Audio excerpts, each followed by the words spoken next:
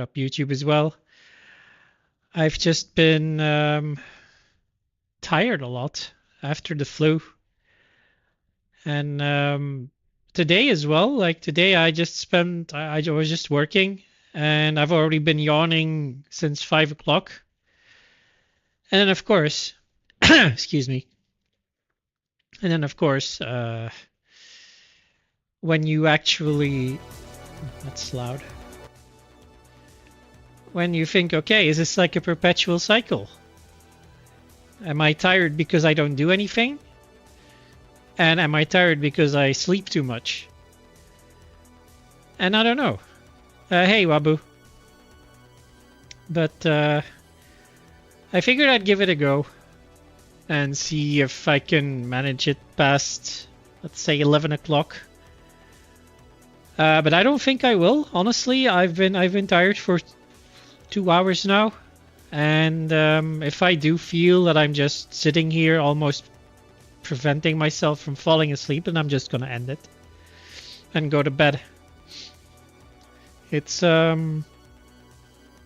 don't know what's going on. Like, I really don't know what's going on. I've had the flu or COVID. It could have been either or. And every day is getting better except for the fatigue. Like this this fatigue that just kind of sets in when it's about 6-7 o'clock, and it just, and I have to fight to stay awake when it starts around, let's say, 10. And I'd just be yawning almost every 5 minutes just to, feeling tired, and I'm just thinking, okay, I should go to bed, and then I do. And then I sleep for over 9 hours, and I wake up and I wouldn't say tired when I wake up, but I need a lot of time to get going.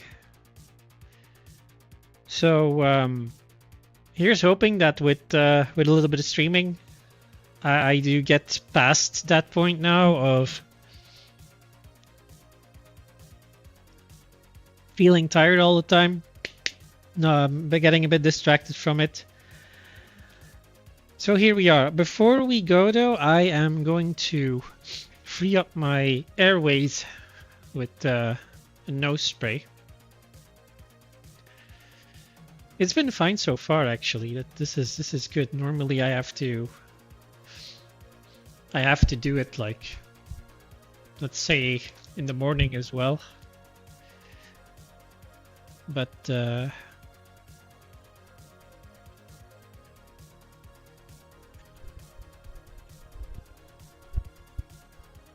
with how I've been improving,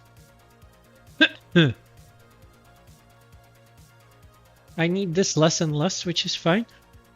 But now, yeah, when I'm talking, it does. I do feel my nose just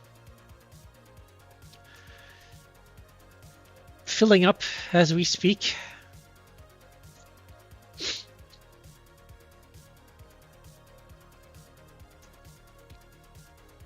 Yeah, so apologies for the noises. I could have muted, but why not give you all the full spiny experience at the moment? It was rough. Like on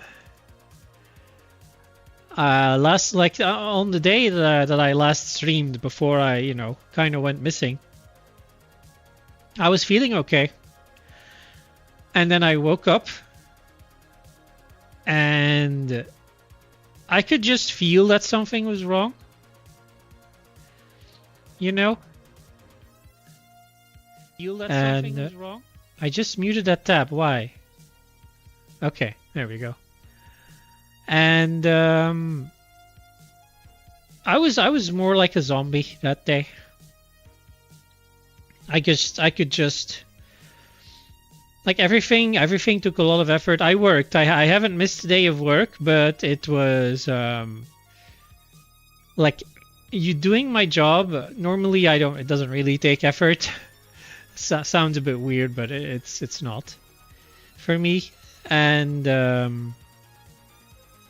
the time it was like afternoon, I wanted to do nothing. Like I just wanted to plop down on my couch and watch something. And that's basically what I've been doing after work for the past, I would say, week and a half now. And for about 2 to 3 days, I've been okay. Where I would think, okay, yeah, I can hold a conversation without coughing up a lung. I can take a walk without basically feeling like I need to sleep when I come home. And my heat flashes are gone.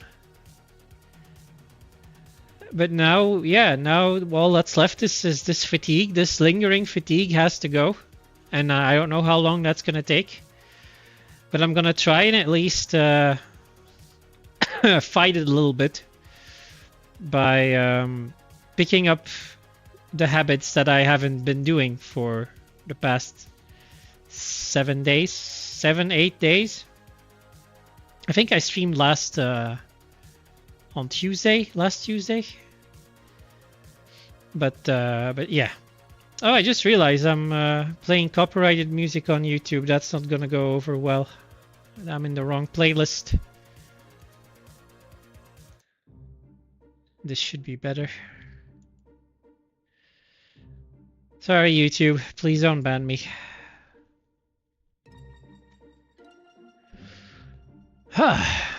Man. So I'm trying to pick up where I left off. And this was also a thing. The last stream, I remember not going too well. Why can't I see? Oh, it was you, Abu.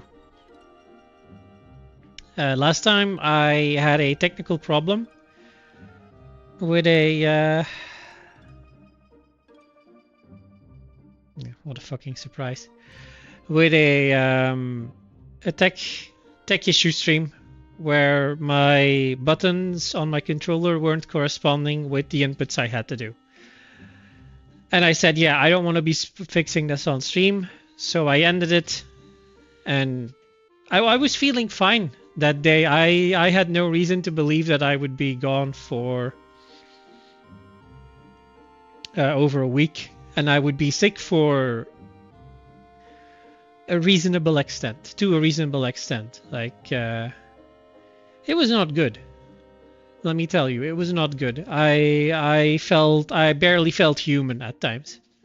Just because I had a headache, moving all my muscles hurt, it was just rough. And I had lost my sense of taste as well. Which, yeah, that's one of the big ones for COVID. I never got tested. I'm 50-50 on if it was actually COVID or not, because I do feel like I've recovered pretty well. And I think I would have been better off if it was COVID, because I'm vaccinated for that, but I haven't gotten a recent flu shot. So I'm thinking it's the flu that really got me. Some kind of flu? Yeah, that's what I thought. My legs were heavy as well. It's just like... the body just kind of said no. And I had to listen. And I was able to do my job for the most part. So I didn't lose any, like, money over it. I mean, I have paid sick leave, it's whatever. But my job, I can be sick and still work as long as I can stay home. Which is what I've been doing, and I haven't really been missing a beat. I found many issues with the stuff that was given to me, and it's complicated stuff, and so far I've never been wrong about what I found, and I always have the data to back it up. And usually there's no discussion. Like even later, like even just now, I found a big issue in my job. Like I want to say 3 days ago, and when I uncovered it, our analyst said, "Yeah, that's a pretty good one." What I found, because it was right under our noses, but we all kind of assumed that what we were seeing was correct. And nobody really mentioned it when I had already kind of seen something wrong with it. I wasn't in the brain space to really get into it. But then, start of the week, I discover an issue and I start looking for possible mistakes that I had made. And then while looking for those mistakes, I actually found an actual problem. And I asked two other people, hey, can you confirm this for me if this is correct or not? And they both said, yeah, you're right, this is not okay. And then I got a reply from one of the technical people when I made the bug. And they said, yeah, that's kind of expected, I think. And my answer to that was, I would hope not, if this is expected, because then this should have been found a long time ago. If this is the behavior from the application, if this is the behavior you want, then something went very, very wrong in phases prior to this. Luckily, that person agreed, and now today they showed me a fix for it. Tomorrow it should be fixed. So this to me indicates that my noggin is working again. Because last week, like the week before, I had struggle. I mean, I do it now as well, but I was struggling to make coherent sentences. Like I would just constantly be wandering off mentally. When I was in a call or trying to explain something, I would just constantly be like drifting away in and out just because I was in a subhuman state, if you will. Yeah, it was about work. And now I'm like, okay, the brain's there again. The fog's gone. And it's also why I haven't really been gaming or anything. It's just I didn't have the mental capacity for it. So today we try.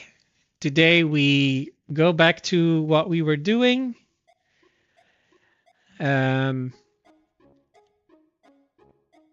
go back to what we were doing, which is Final Fantasy VIII. We try to pick up where we left off. I fixed the problem with the inputs, kind of.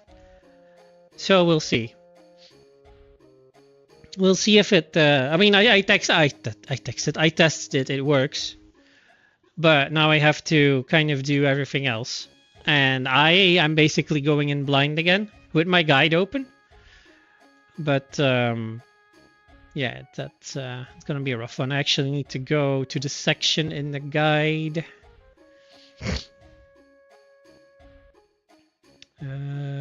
Dealing train station. No, we're not that far. Yeah, so Jirojiro codes. Okay. Right, so before Jirojiro, I need to do a menu.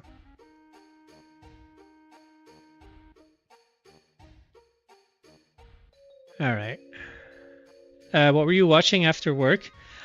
I've been watching... The first thing I watched was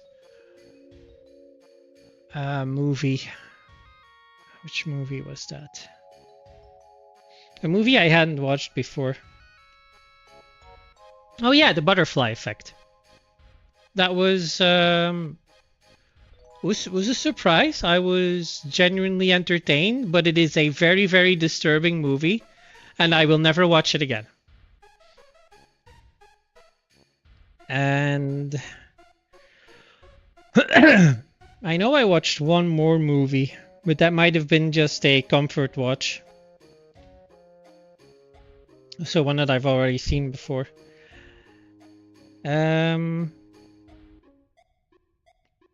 Anyway, and then after that, I started watching Andor, a Star Wars show that I, for whatever reason, hadn't watched yet. And I liked it. Not a lot of it, like, not a lot happens in it, in my opinion, right? But it's a really grounded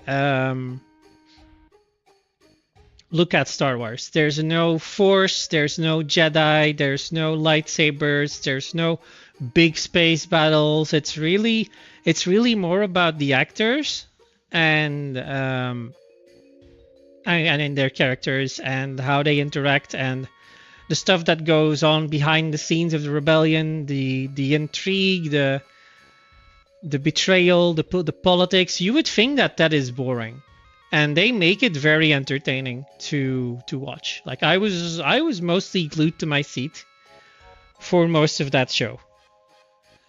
It was really good. I was surprised. I was really surprised that they managed to make things interesting enough with the matter that was given.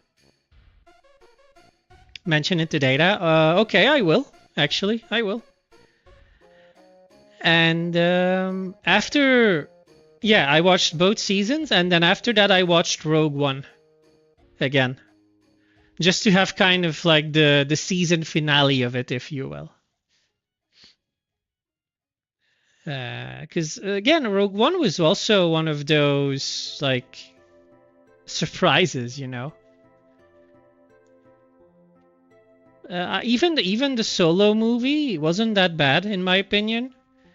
The stuff that I hated, like the new Star Wars Obi-Wan, I absolutely hated Obi-Wan.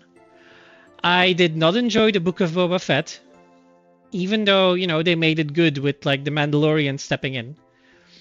But Ahsoka was... I don't even know what Ahsoka was supposed to be. But it was... Ahsoka just felt uninteresting and unnecessary.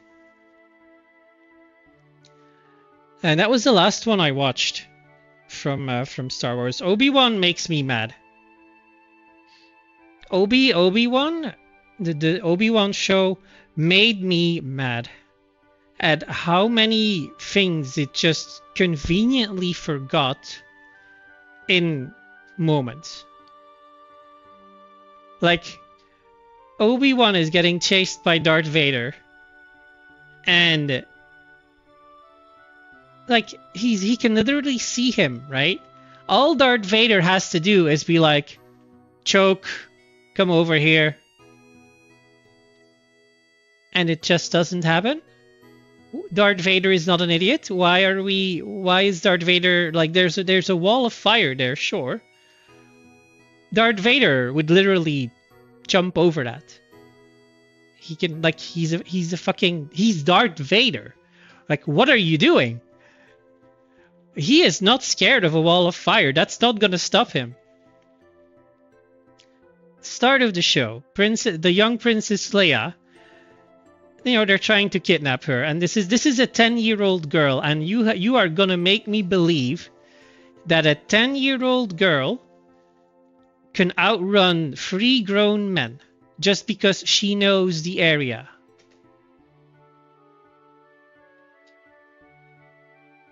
And I sat through the entirety of Obi-Wan hoping it would be like there would be some payoff. There wasn't. And that was it. Like I said, I'm not watching anything anymore from Star Wars that they bring out ever. That was it. That was the breaking point for me. Obi-Wan was so shit that I didn't want to watch anything else anymore. And then somehow, you know, with being on my ass and having brain fog, I decided, oh, there's a Star Wars thing I haven't watched yet. Let's watch Andor. And yeah, Andor predates like most of the new garbage that they bring out now. So yeah, makes sense. I watched the cut down version of Obi-Wan. Oh, have you seen Mandalorian? Yes. I don't hate Mandalorian. I just feel like season 1 was enough for that one. And then they realized, oh shit, people like this. We need to make a second season, and then that one just kind of went a bit off the rails with like all of a sudden it's more about what's her face, and the big thing underwater. It becomes more like this plot armor convenient stuff all happening at the right time kind of thing, instead of just more adventures with Mandalorian and Baby Yoda. Like season 1 of The Mandalorian was great. I enjoyed that a lot. And they ended it with a little bit of mystery, revealing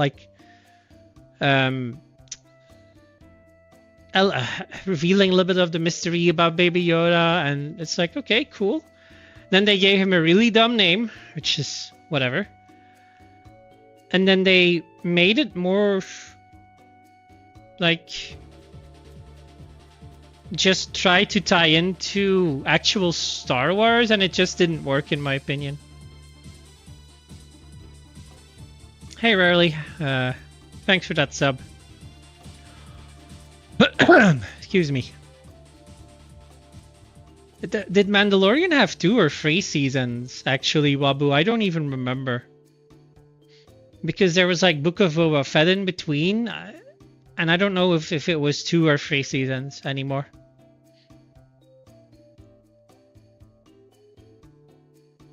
Think 3? Oh, yeah. You see, I don't even remember what happened in season 2. And like the whole arc about confessing that he had taken off his helmet and then there being some way to redeem himself for that. I thought that was lazy. That felt really lazy. It also felt stupid. Like what? Like none of that made any sense, and it's just like, oh, this is the way, and that for me turned "this is the way" into a meme. Like why just be exceptionally difficult on purpose all the time? I just didn't like it. I couldn't suspend my disbelief with the whole, oh, it's because it's their religion, and I'd just be like, man, why is everybody stupid? You could literally say, no, I didn't do it, and nobody would know.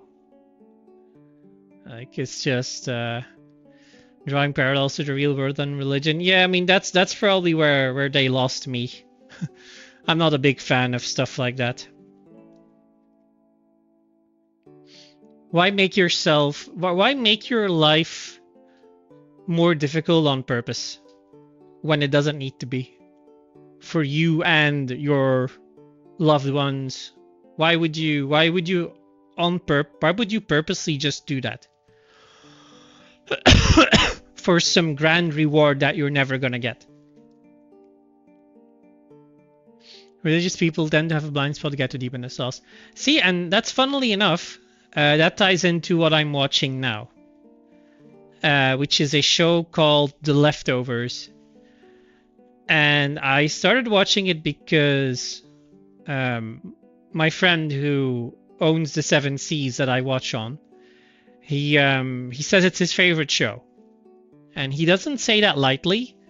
So I figured, okay, I'll give it a watch. And it's about some of that stuff as well. Getting a blind spot too deep in the sauce, being taken advantage of.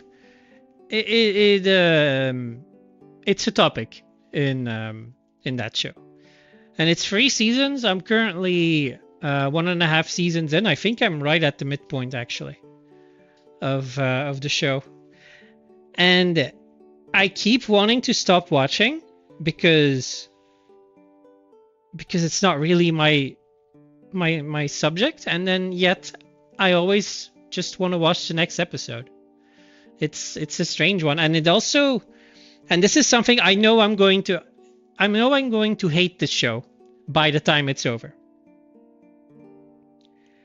Because there's one thing that I don't like, and no, not one thing about TV shows. This is one thing that I don't like when any medium does this. and it's like it's with their premise. So the premise is usually something happens, it can't be explained. And throughout like some parts of the show, new revelations are made. We get to see how people deal with the consequences of the unexplainable. More unexplainable things happen, which is fine. But then at some point, I do want them to explain the unexplainable. And if a show won't do that, then I will hate it. And the best example that I can give you is Lost. And funnily enough, the guy who made The Leftovers made Lost. I don't know if anybody remembers Lost, but it was a very, very good show up until it wasn't. It started out with a mysterious premise. It asked a lot of it threw in a lot of like cool, mysterious things. And then when it was getting going, it never answered any of it. Like, things were never explained properly. Or why does this person do that? Why did this happen? Why did that happen? Why are they there? I mean, not in general, just like, why are they now all of a sudden there? Or what is the island? And it's just like, it never really explained any of that, and it just kept you watching, thinking that you're going to get answers, and you never did. And I hate Lost. Lost is a shit show because the way it ended as well was the most predictable thing ever, and they said that it wouldn't be predictable, but it was. I think The Expanse has some elements of that. They tackle it really well. That might be something worth watching then, yeah. Lost is great until it wasn't. Did we actually say that at the same time, rarely? I think we did, didn't we? Screw the director, showrunner, edging us off. Yeah, it was honestly... And then what they would do is that they would end a show on a cliffhanger. And then the next show would just be meaningless filler. The next episode would be meaningless filler. Nobody cared about it. Like an episode that literally nobody would care about. It's just like, here, have this.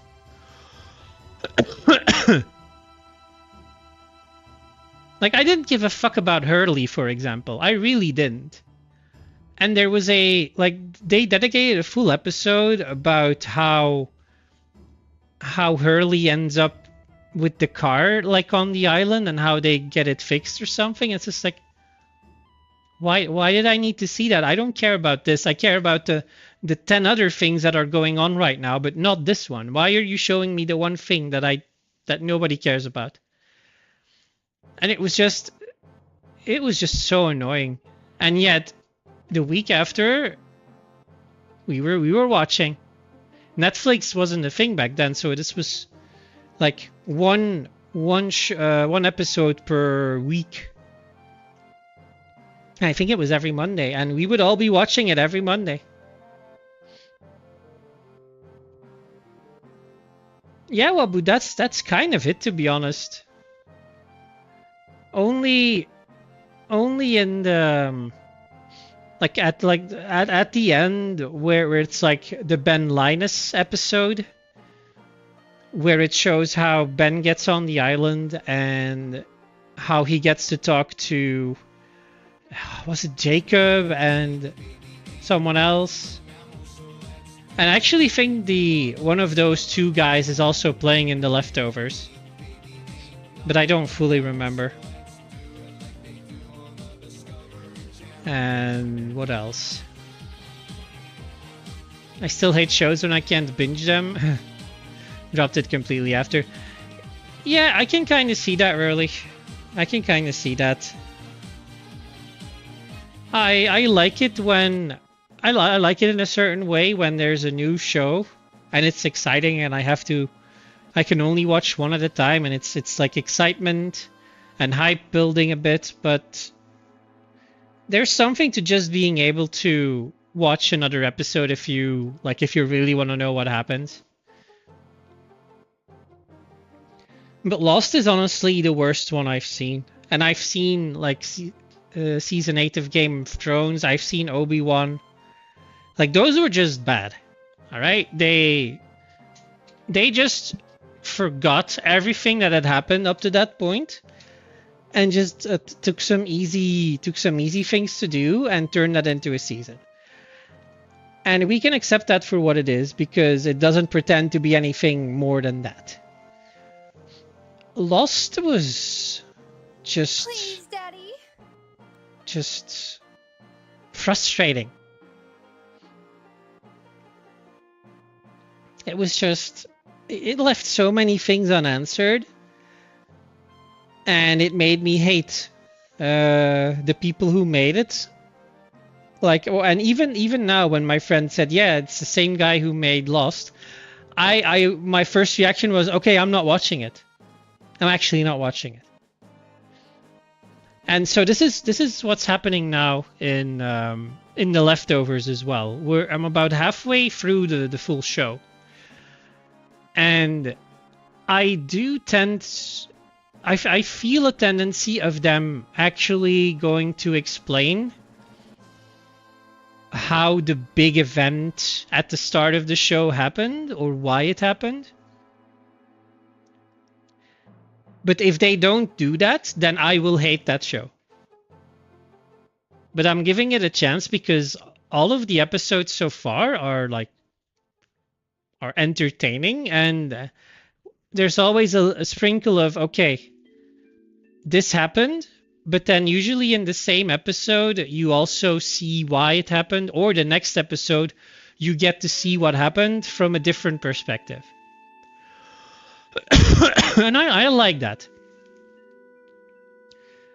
I like how it asks questions, or it makes you ask questions, and then usually 1 or 2 episodes later you do kind of get a decent response to what's been going on so far.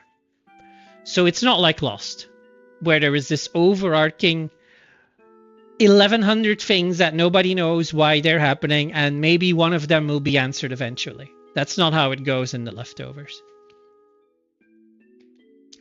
So there's that. You will be getting another pic of me in a suit later. Are you at your conference right now? 5 February? Yeah, you said it would be the first week of February. How's that been going for you so far then? Have you been able to exist there? What is the leftovers about? So one day 2% of the Earth's population just vanishes. And you get to see how people deal with that. That's it. And it does center around, let's say, one family. But usually there are about, I would say, 3 characters that are going through something. Only 2%. Yes, only 2%. And then the first season was just, yeah, it happened, and we kind of get to see our characters deal with it. And then what I really liked is that near the ending of the first season, you get to see what happened just before the vanishing. They call it the departure. And I really liked that episode because that episode, holy shit. That basically answered a bunch of questions at once. And that was really good. I liked it. What the hell happened to my YouTube? Hello? Yeah, okay, it's back. Jesus. He's back. I try to be. I'm tired, to be honest, but we're trying to kind of get past that.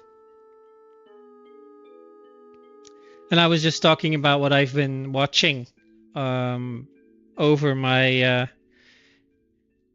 my sick leave period, basically. So yeah, I'm in the middle of that now. The Leftovers. And yeah, it keeps me watching. The first season I thought, like, again, it's... I never get the feeling that something happens in that show, and yet it always does. And the season finale honestly felt pretty tame for a season finale. But then at the same time, it is a proper season finale because it ties up pretty much all storylines from that season so far. The same thing with Andor. Like the Andor season 2 finale, it doesn't really do a lot. Because you know it's just setting up for what happens in Rogue One, but it does kind of feel complete once you've finished season 2. I'm beyond ready to leave. Oh dear. How much longer do you have, Rarely? How much longer do you have to suffer? Excuse me. Yeah, this is gonna happen on occasion, right? I'm gonna fill this bad boy up again. Because yeah, the more I speak, the more chances of me coughing. This is also why I didn't want to stream yet. But it's better, it gets better every day. Like, I'm coughing a lot less, I'm sleeping better. But I would like things to just be 5% more. Just 5%. I just need this fatigue to go away. And then 5% less discomfort when I'm speaking, and I should be good.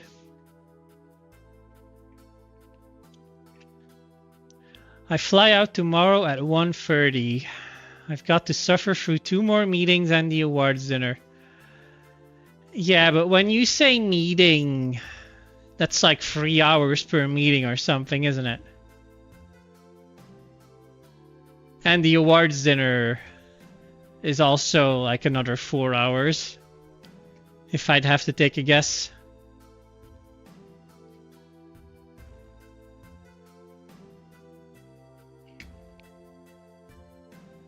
Do you have to do anything during the meetings?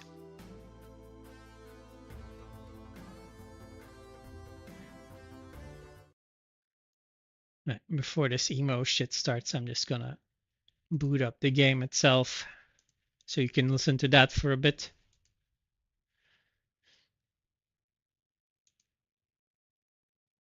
Boop.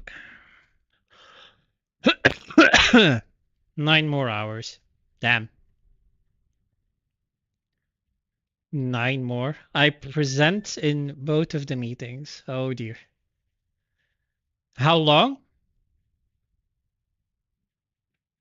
How long do you have to present?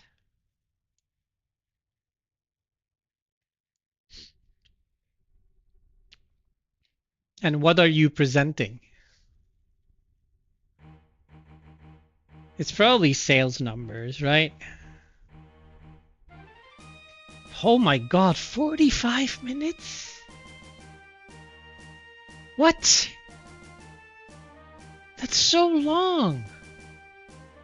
Technical stuff. Oh, okay. Jesus.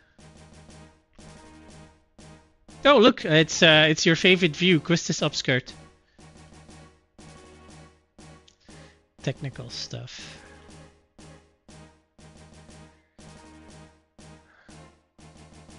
Well, think about it this way rarely. Tomorrow it will all be over.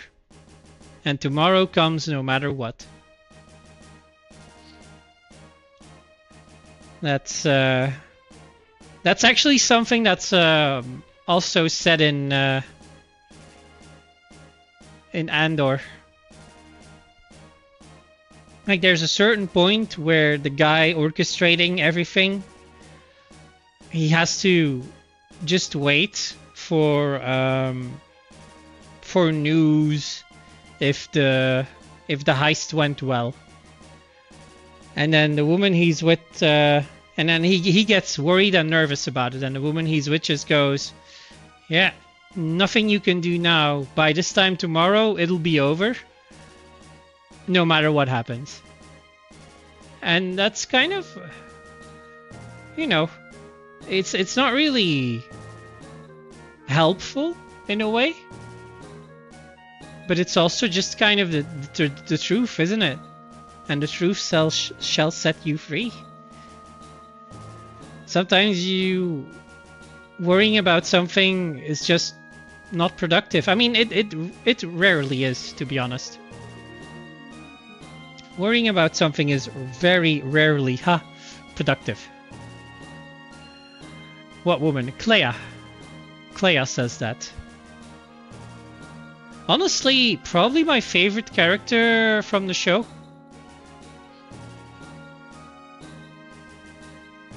If I'd have to choose someone. I didn't like Luthen that much. I enjoyed Dedra. I think Dedra was a bit stereotypical, you know, the whole woman in a man's world, but gets to the top because of her persistence and work quality, yada yada yada. It's just like, okay, we get it. Woman strong, but I felt that was a bit stereotypical. But I liked her character a lot in a sense of how she dealt with Cyril and the unlikely romance that came out of that, and how she dealt with his mother. That was her best moment, I think. Her best moment was how she dealt with Cyril's mother, and you gotta, and this is something. Okay, yeah, actually about Andor. This is something that I think Andor did really well. It made me feel like everybody was a bad guy. That like nobody was just off the cuff, morally fully correct and good. Everybody had their flaws. Everybody killed. Rebellion and Rebellion versus ISB. Nobody felt like they were a good guy. The only one where I thought, okay, he's genuinely good, I would say was Brasso. I felt like Brasso was the one guy where you could go, oh, he's a good guy. And then he fucking just unceremoniously gets killed like that. I was not happy. I was not happy with Brasso's death. He deserved better. Hard to have clean hands in an impure world.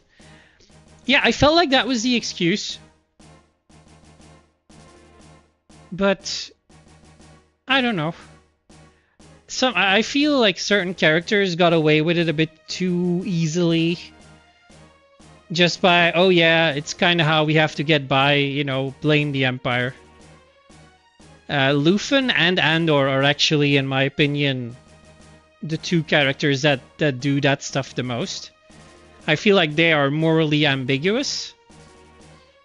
Especially at the start, like, with how it starts. Like, Andor kills 2 cops. And he tries to get away with it. That is not a good guy. And then Cyril, the guy who is being portrayed as the bad guy, he is actually the good guy here. Like he's trying to uncover what happened to his colleagues, and he gets fired for it because of the corruption in corruption and laziness in from his boss. And I agree with his boss when he says, yeah, this isn't going to be a good look for us. We should probably let things be. I can see that. Hey, Fox. I remember who they are working for, the nature of their being. See, that's the thing, right? That's the thing. I think if you take away who they work for, you will find that it's a lot less black and white. Like at the start, I genuinely see Andor as a bad guy, and I see Cyril as a good guy. I would suggest you rewatch the first 2 episodes of Andor, and not think of it as Empire Rebellion good versus bad. I enjoyed that different point of view. I really enjoyed it. With Cyril being made Cyril being genuinely the good guy, and then just getting basically a 90s cop movie where he gets to be the loose cannon who's not who goes further than his bosses want him to go to find the truth. And then he finds the guy who did this, he's fully successful, and they fire him.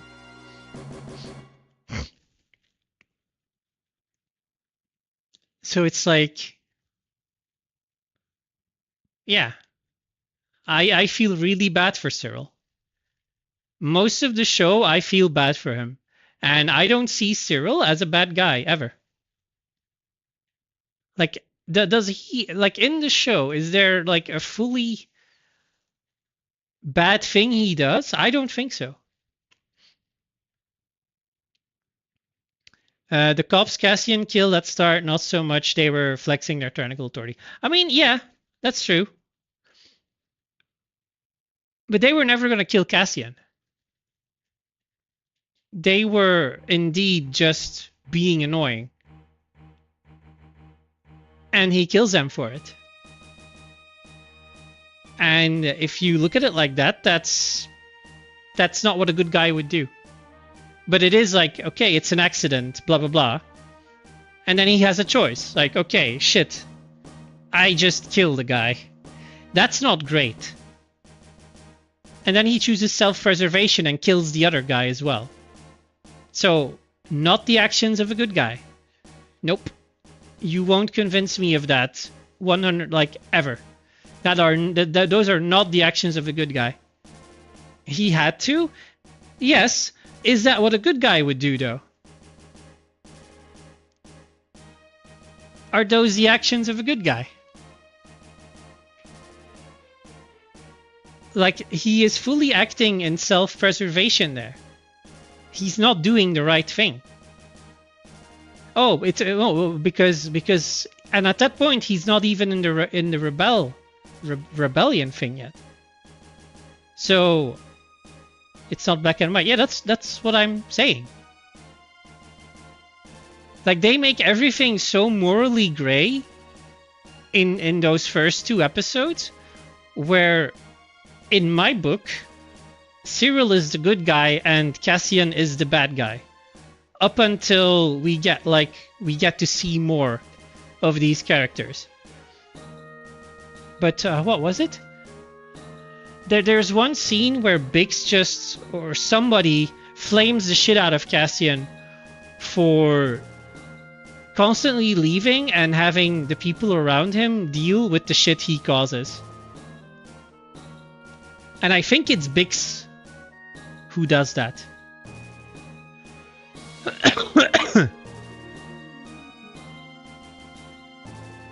And I like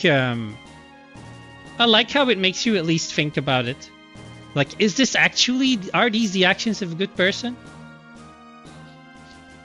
Hold the good guy at gunpoint, give him the same choice. At this point, the question becomes moot.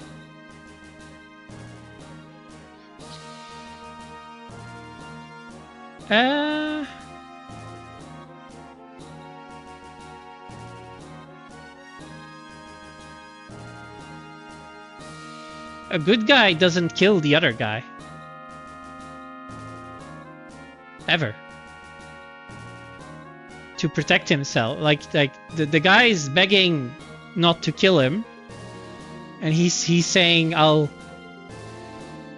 like, okay, it's an accident, you didn't mean to do it. I'll vouch for that. It's like, let's just, you know, let's turn ourselves in, and he just blasts him in the face. That's not what a good guy would do. A good guy would be, yeah, okay, yeah, this is bad, I did something wrong here. And do what the guy says, but he doesn't. He just kills him. I don't think you can argue with that. I don't think you can say that a good guy would just kill a guy begging for his life who's unarmed and who doesn't pose a threat.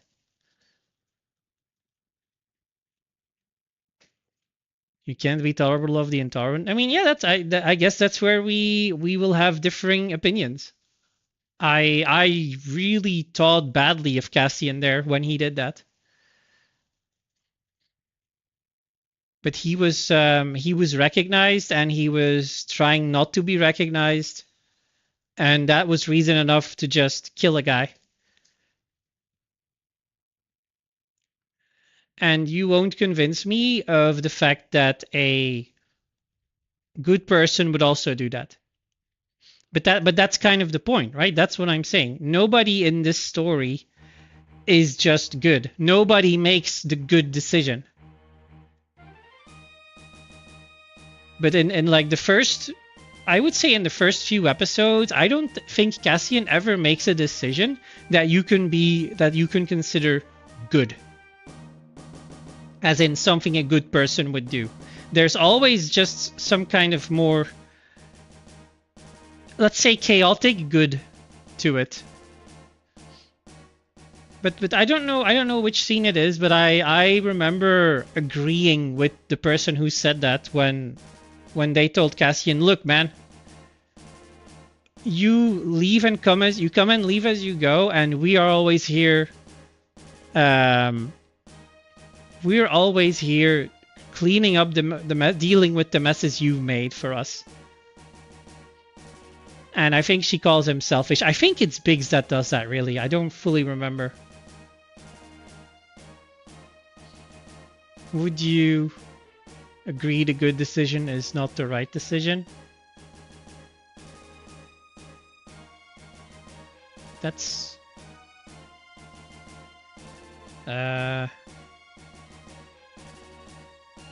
I think that's very subjective. But also... I'm trying to think of a decision where he does a bad thing and it's the right decision.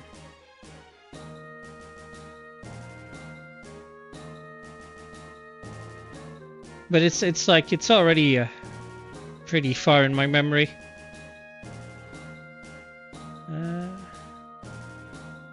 Okay, no, maybe not Cassian, but I'll give you an example, right? When Biggs gets assaulted by that, no, actually, by that Empire guy. No, I think she does make the right decision there in like killing him, attacking him, and trying to kill him. I think he deserves that.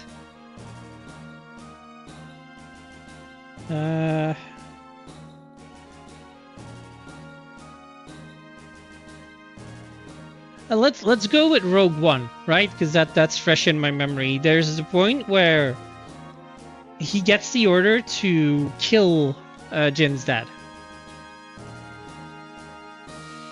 and there you kind of see that, okay, he first makes the bad decision to go up there and try and kill him, and then he changes his mind.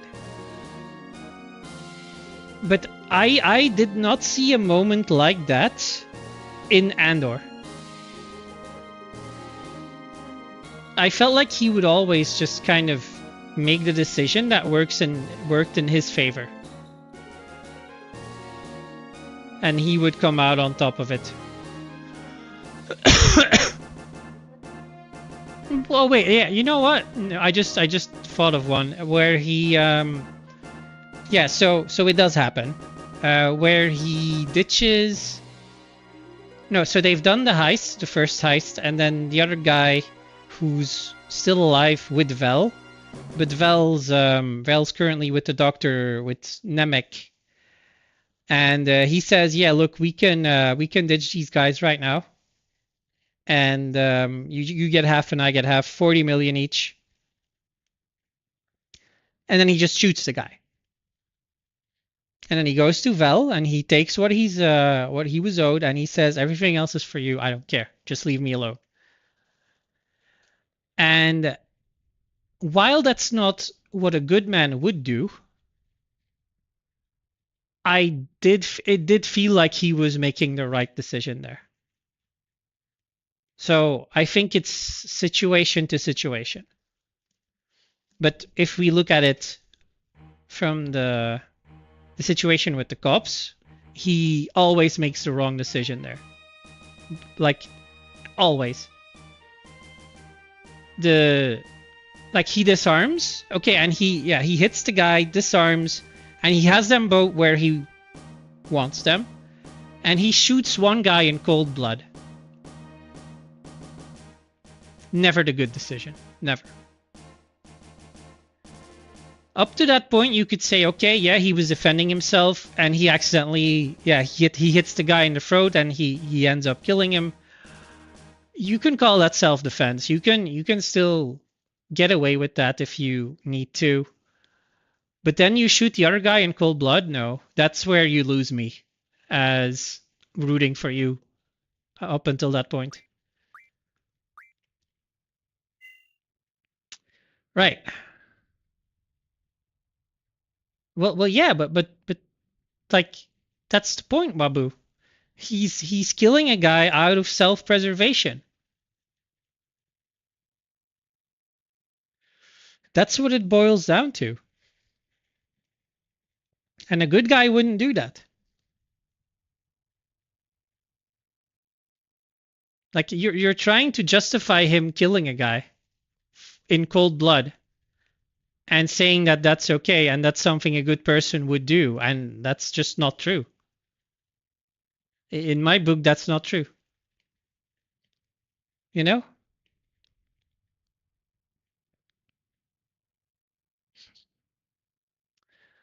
Right. I need to just do this first then. Let's go.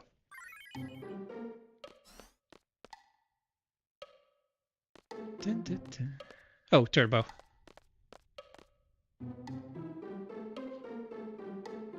Okay, the turbo still works. Excuse me.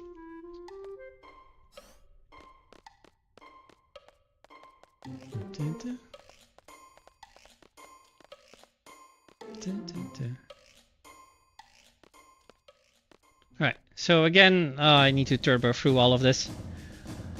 But this time we will know that, this time we know that our keyboard inputs works. My patience and belief in the good of others has worn thin. No, if anything,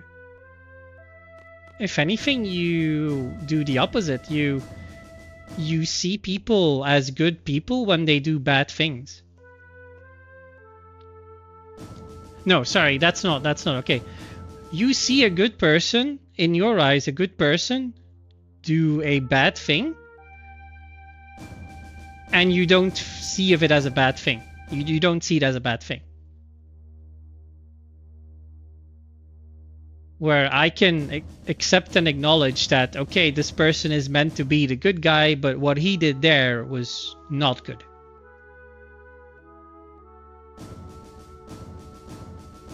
That's the difference.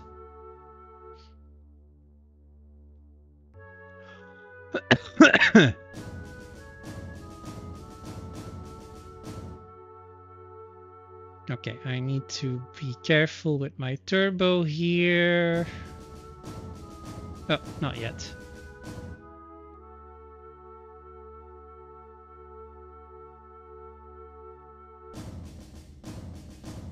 Okay.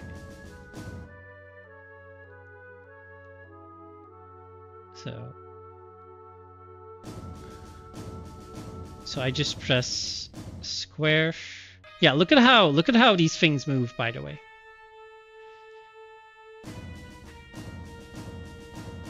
When I'm pressing the button.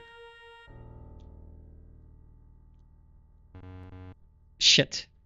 L1? Okay, there we go. I was pressing the wrong button.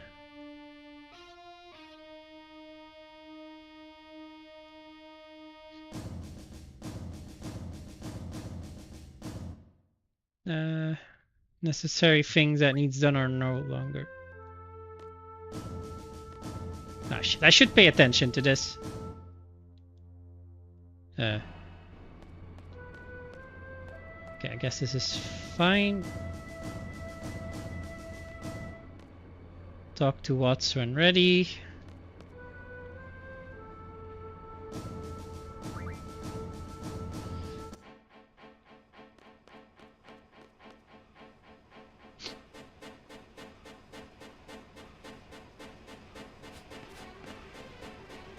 Come on, let's do this.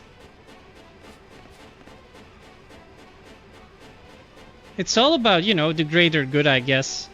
Things get justified very easily with, like, the greater good. But him killing those guys at that point, it's just for himself. There is no greater good. Like, if there were a greater good, I would maybe be able to say, okay, yeah, he did that for the greater good, but he didn't. He did that just to not be recognized and not be tracked. Because he didn't want to be. He was stealing something. Or looking for his sister. And he didn't want to be found.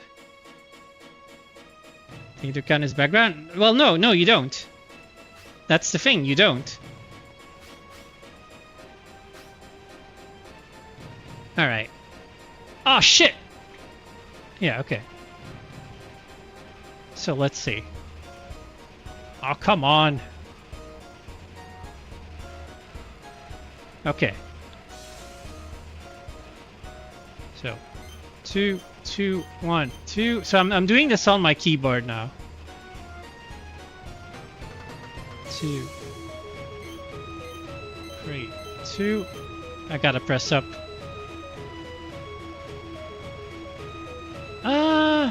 Yeah, I gotta wait.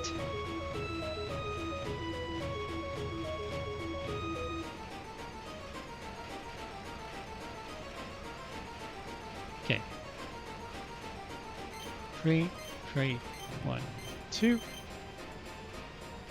Is that it?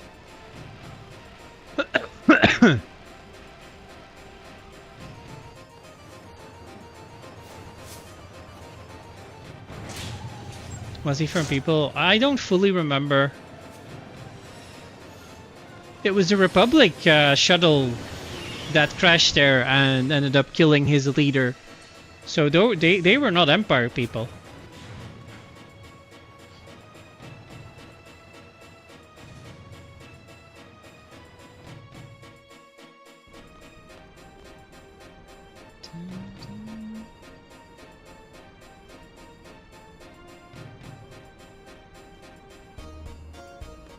But I don't think the background matters. And but especially, look, if we're gonna go by that, then we don't know that when he kills those cops. Like, it's one of the first things he does. So at that point, I still stand by the fact that he is not a good guy.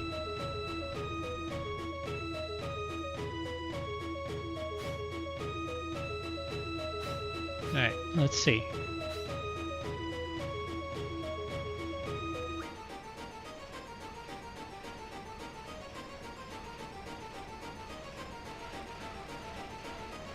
Okay, so 2, 1, 2, 4.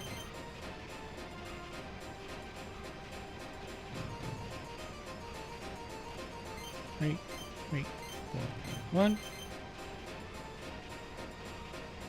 Oh shit! Go up, go up, go up, go up!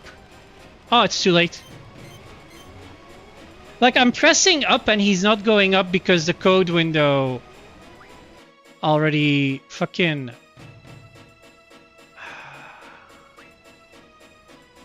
Oh, well, that's a time loss.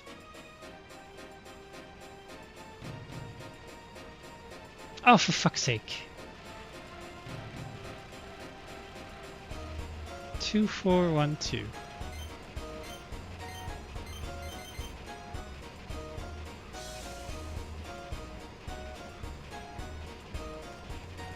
Three, 4, 4, 1. Now I gotta go up. Yeah, I was doing this earlier, but because the code window had already shown up, I couldn't go down anymore. I couldn't press up anymore, so that was annoying. 2, 3, 2, 4.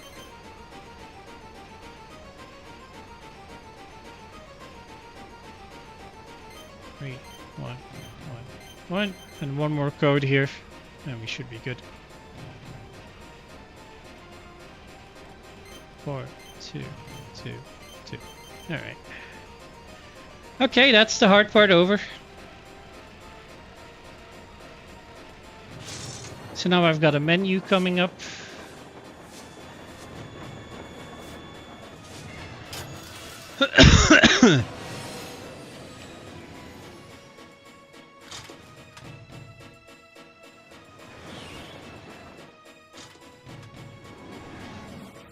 No, is my yeah, no, that should work.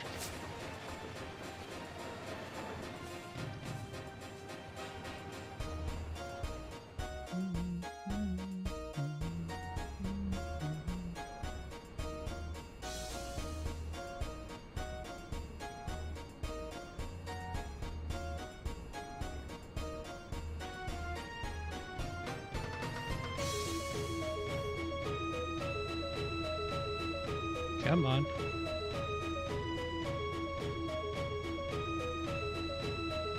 So, junction, selfie, GF, Ifrit, attack, magic, draw, item, strength plus 20, strength plus 60. Magic, remove Kuragas. I don't know why I would do that.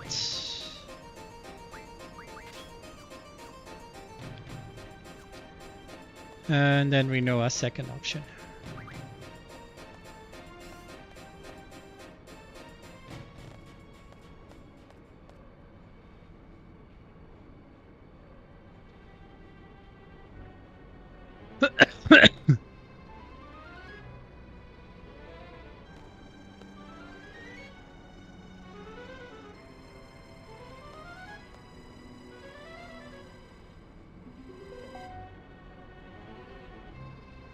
I feel like I don't think Selfie's gonna have the item command.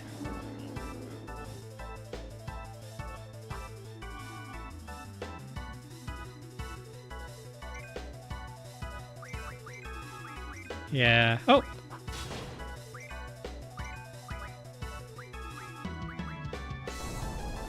Wow, that was horrible.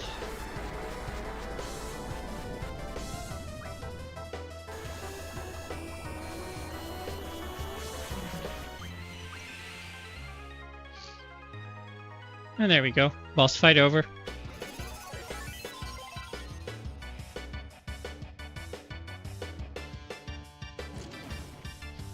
So, Rinoa Squall Selfie.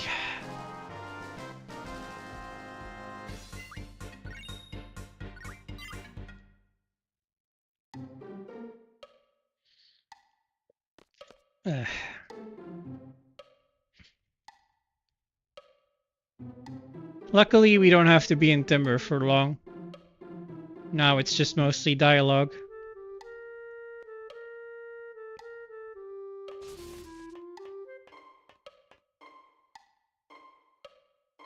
Mm-hmm.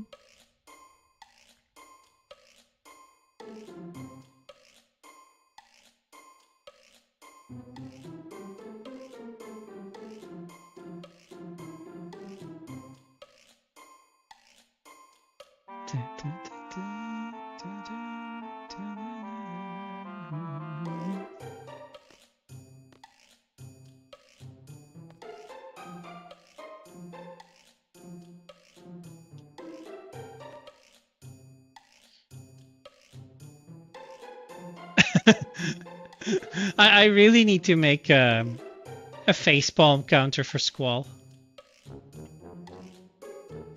Or keep a tally just to see how many times he facepalms during this game.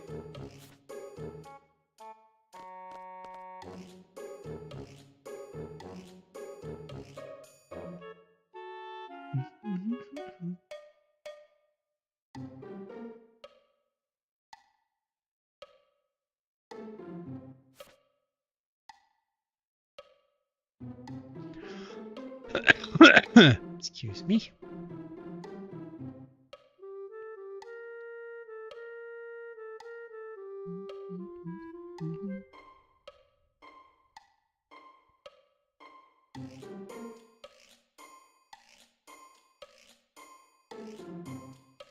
So we know Squall selfie.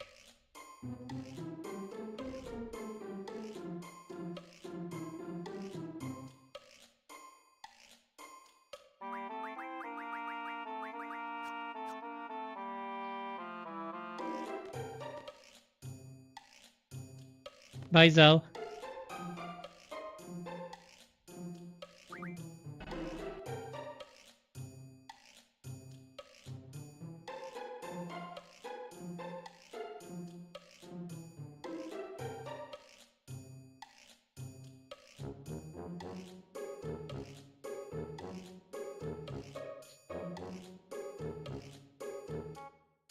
When you think about it, all of the Final Fantasy stories are about one evil empire trying to take over another one, and it just usually starts there.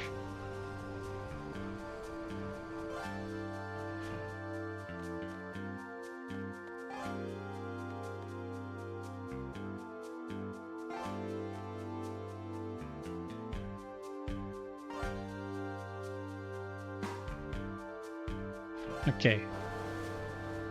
So after he runs off. Shit, is my turbo still on or not? Ah, for fuck's sake!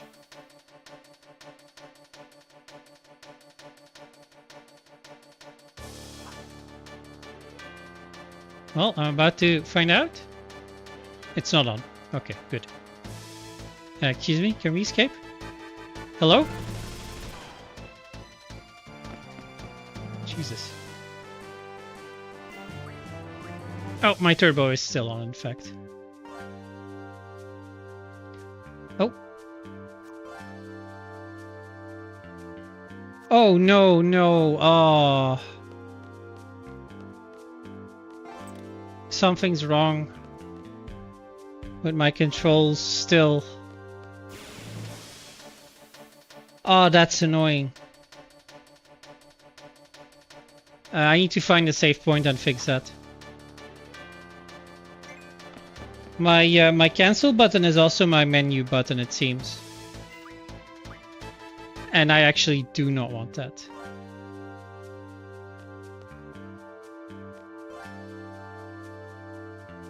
Because my cancel button is meant to be my walk button.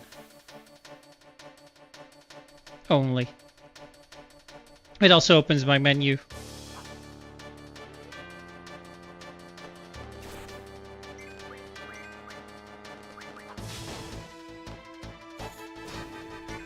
Yeah, nice.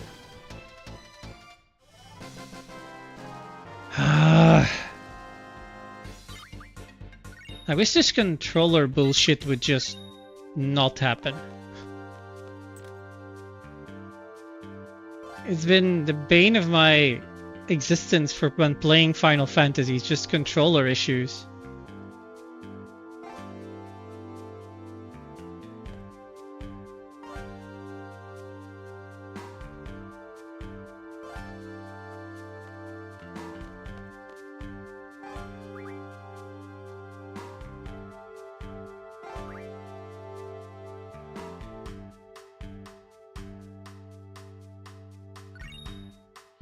Right.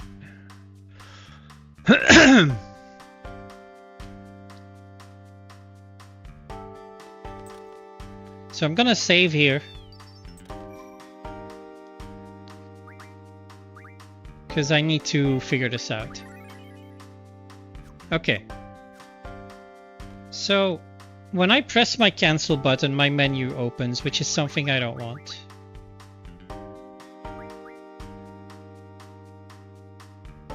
So why are you doing this? Talk, confirm, walk, cancel, talk, menu. Oh. Shit. Yeah, no, this... Yeah, this is fine. B10 to end.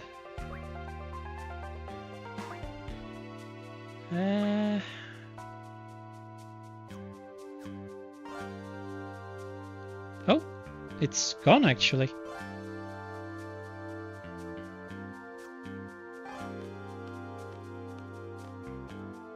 Okay. That works. It doesn't open my menu anymore. But I think now if I Alt F4 out of it, I'm gonna have the old controls again. But I'm doing this just to save a bit of time. So I Alt F4 out, open the game again, and then I'm gonna reconfigure the controller, save again, and then we'll go from there.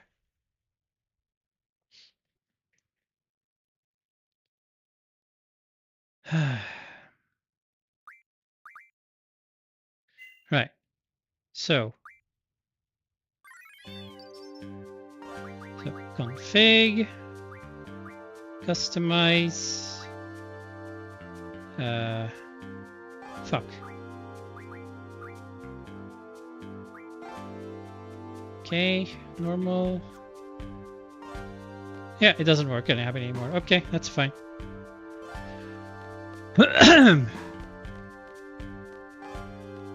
Not the end of the world to lose a bit of time on that one.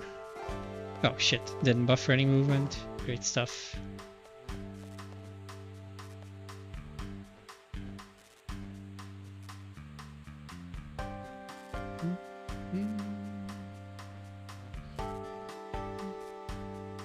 Yeah, now it's just basically dialogue.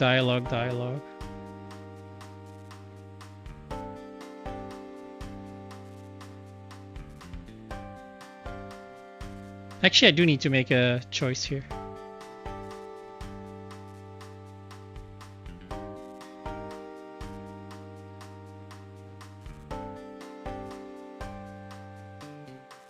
So one, and then...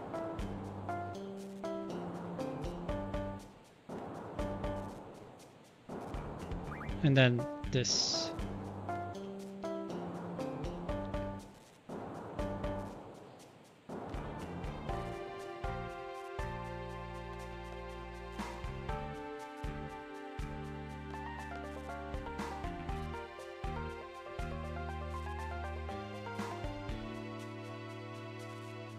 Smartest thing we know what doesn't this game.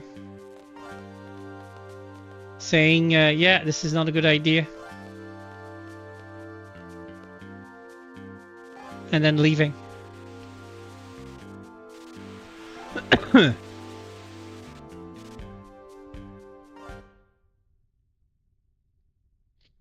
some turbo on.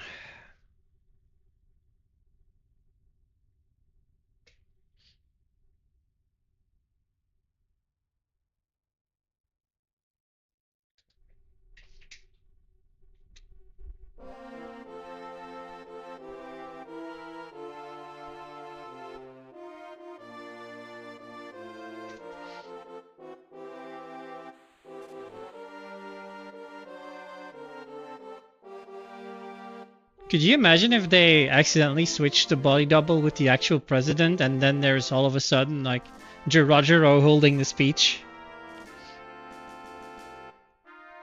Brains.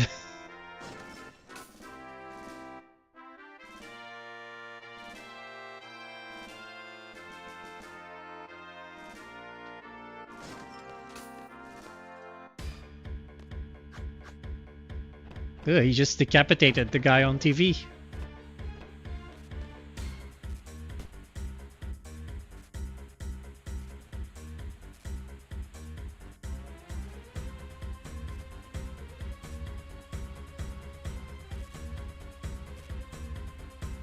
And of course, Quistis is helpless.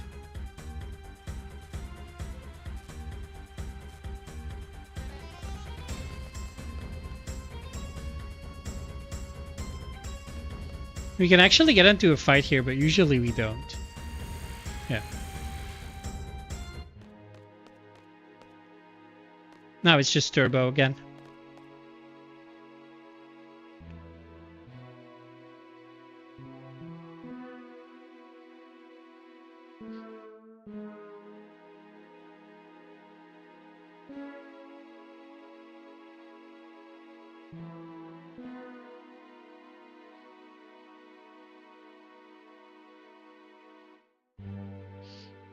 Oh yeah, we should also do a tally for when Zell says something stupid. I don't think it's that much, but you know. He does deserve it. Just because of what he does here.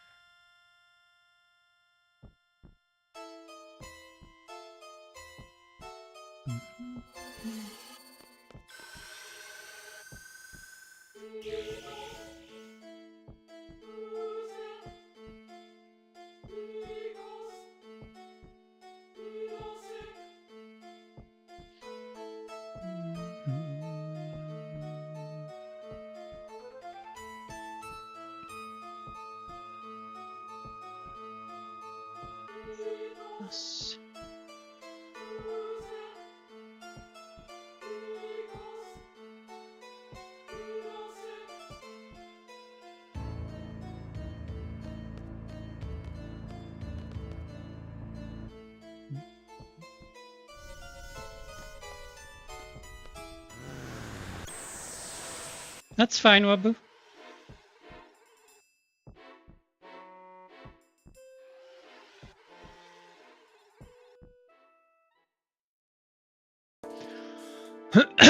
Excuse me.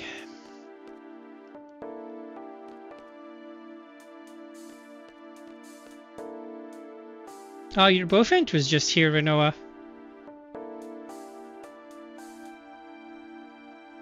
But yeah, he decided he didn't want to see you, so instead he went through a portal with the sorceress. That's how much he likes you.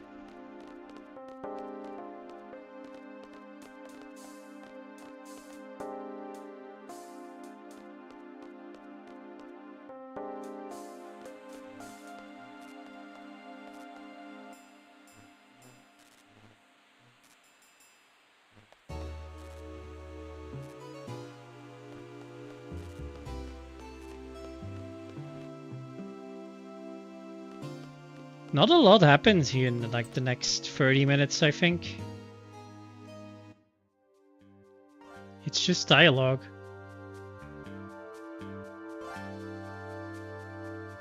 I mean, we do have the Laguna Dream sequence. Yeah, so it's a bit happens there.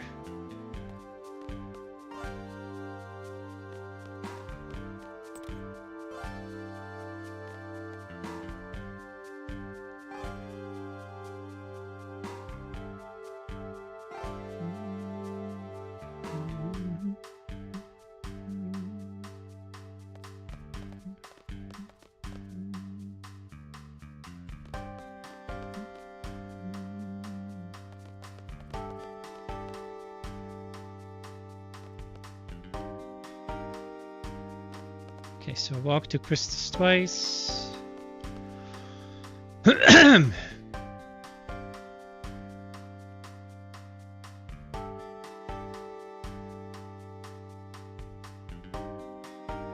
Ah, flashbang.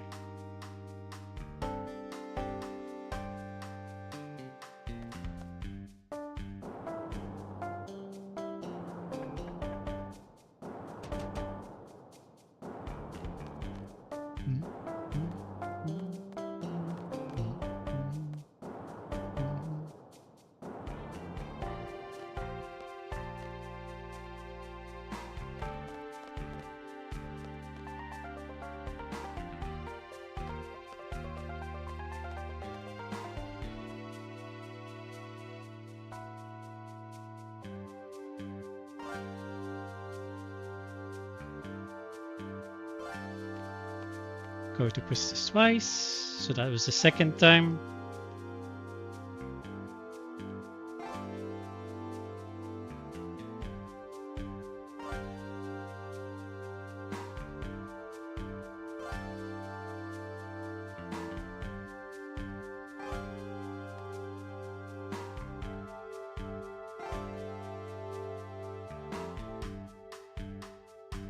Mimi.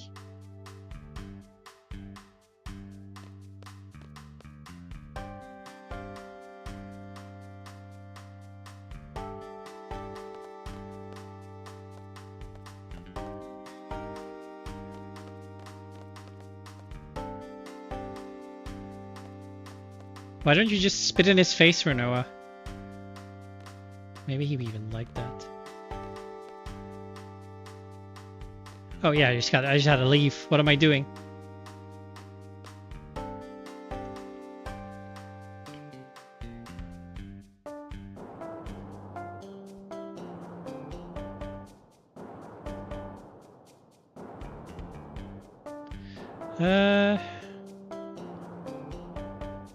So party. Oh shit. Guess that's fine. Yeah.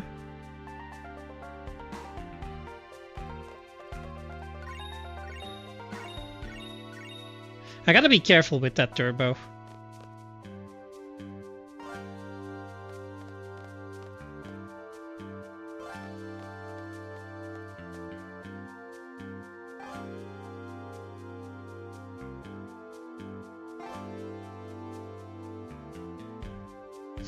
We'll do whatever it takes to get on that train. Oh, really, Selfie?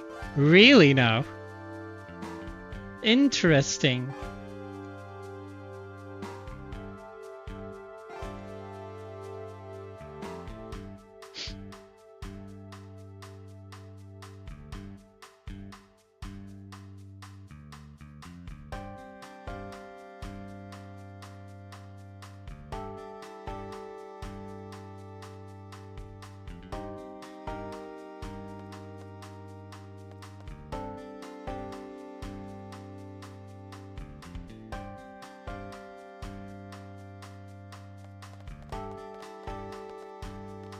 Oh, wrong way.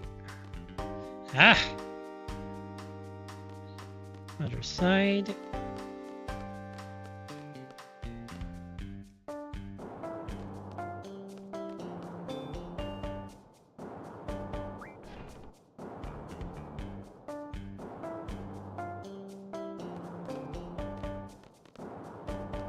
So just... I'm gonna save right before that forest because the game tends to crash in Laguna Dream sequences. I don't want to have to do this again.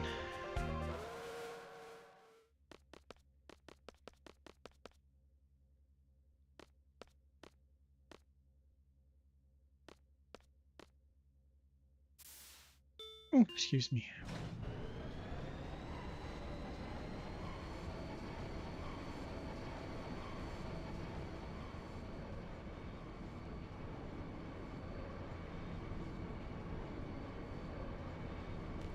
Better let her have her way. Yeah, a wisdom for your entire life.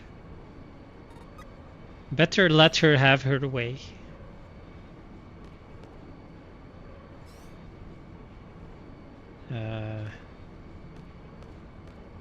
Wait, shit.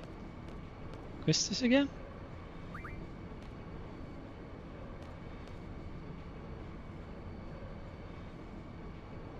Hello? Why? What? Damn it, I don't know what's going on, what I'm supposed to do here.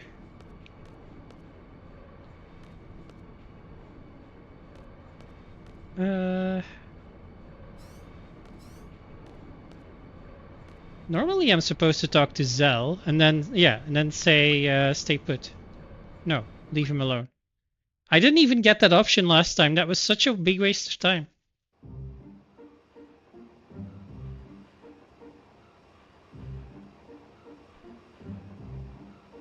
Like, I tried talking to Zell 4 times and it didn't give me the option.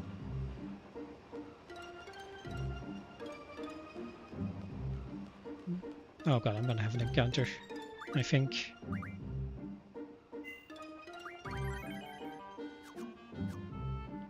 Oh, nice, okay. So all of this dialogue now.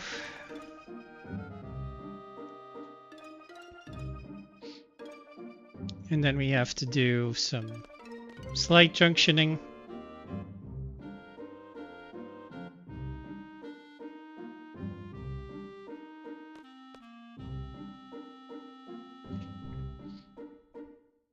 Hang on.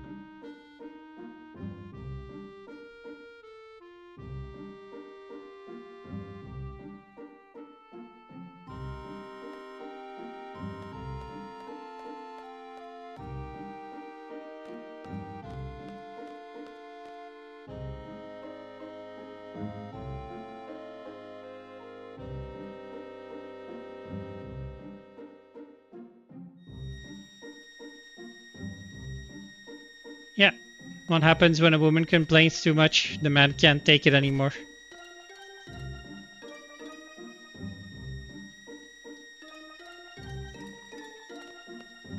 Oof.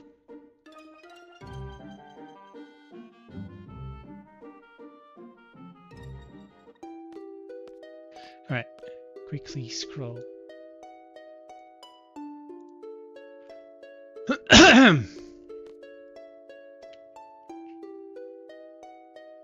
Yeah, so I gotta kill Ward in the first encounter.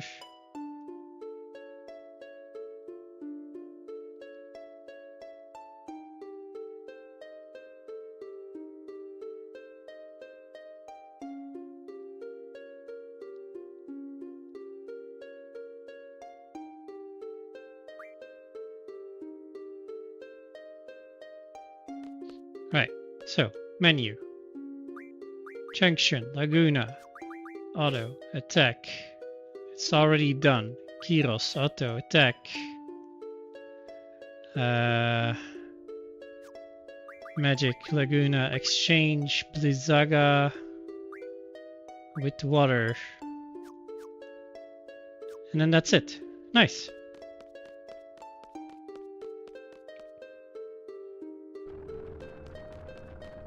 So then we get... Excuse me.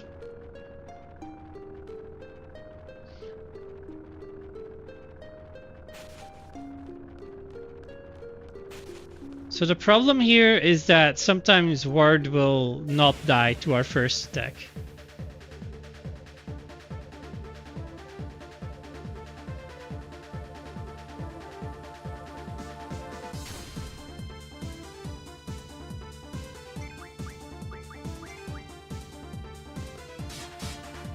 Okay, he's dead. Good. Bye, Ward. Have you played the Fallout games? I have not.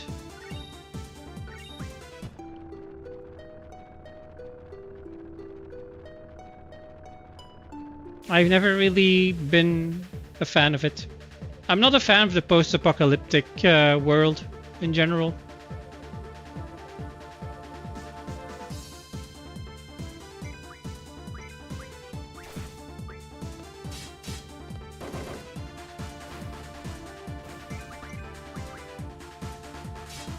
Have you?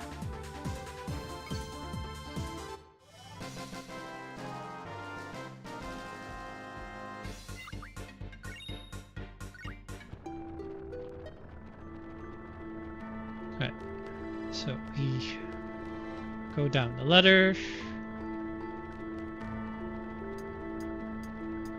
Then 7 steps after ladder dialogue.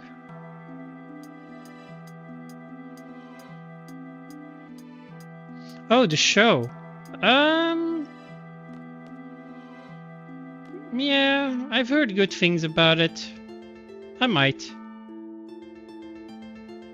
But again, it's a post-apocalyptic setting. I'm not a big fan of it. 7. Of that type of setting in general. It always tends to be very bleak and lots of misery. It's why I was very hesitant to watch The Last of Us, and I have never really played a Last of Us game. I just don't really like settings like that. Oh, I meant games. Oh, okay. Huh? Yeah, no,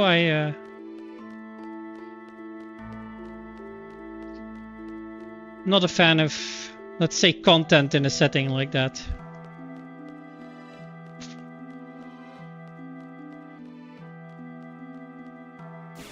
Ah, damn it. Really?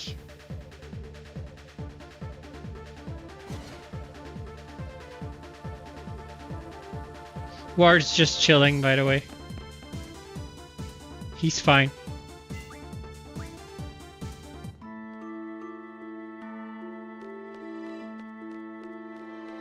We will get 1 encounter in this screen. Yeah.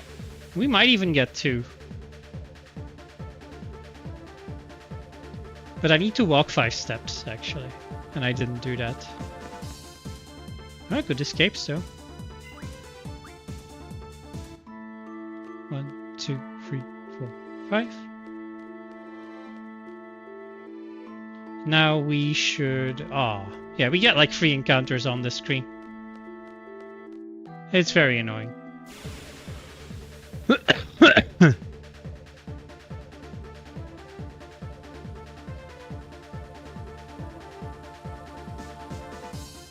Ah.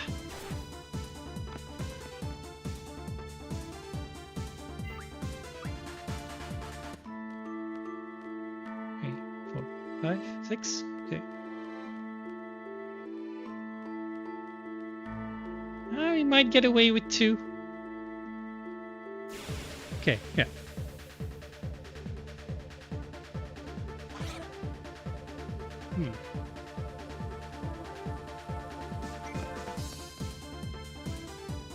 Like, I could easily kill this, but we actually don't want to get the XP. 1, 2, 3, 4, 5. 5. There we go.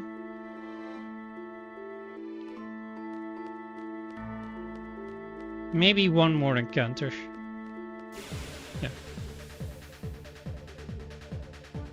Sucks.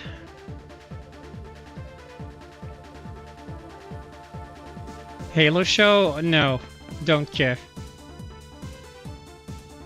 Haven't played a Halo game, don't think I ever will. I mean, I played the first Halo when I was a kid and I don't remember anything. I do not care about the Halo franchise at all. There's a nude Master Chief.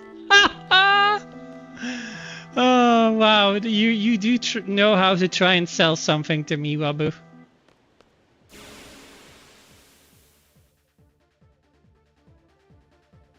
Why is my... Okay.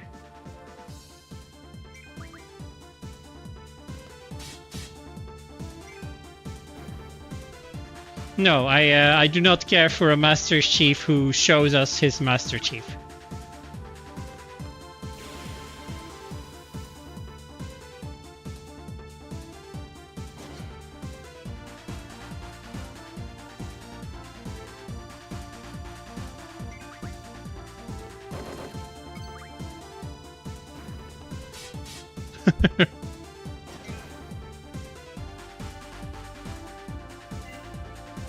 Oh shit, no XP, huh?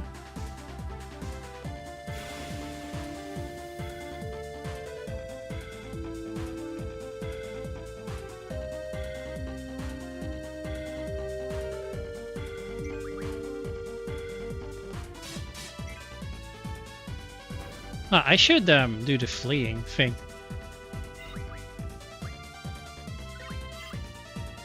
Nice, we got time mag. Okay.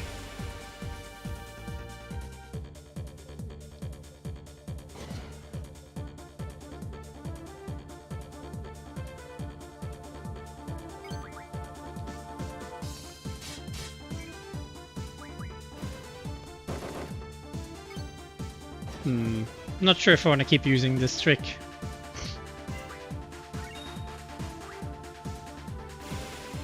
How many more fights are there? Jesus. Oh, this is the last one. Halo show was mediocre. I expect nothing less.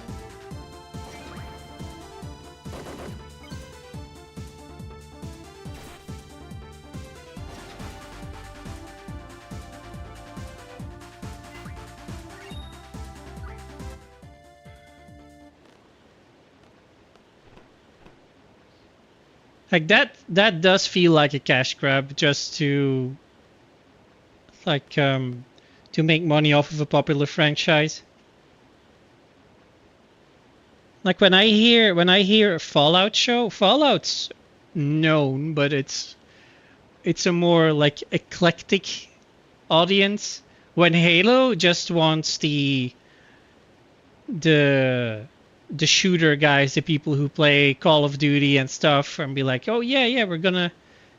People love Halo. Those people love Halo. Like the first person shooter gamers, they clearly want to market towards those, and it's just it's the lowest common denominator. So you know they won't care too much about quality because these guys like everything.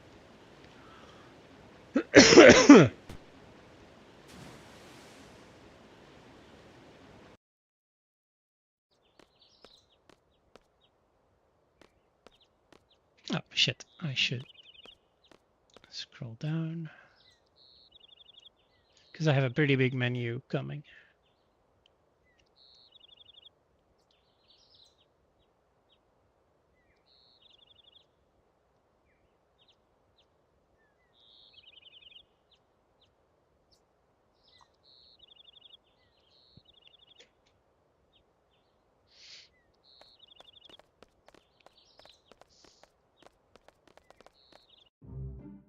Ah, shit.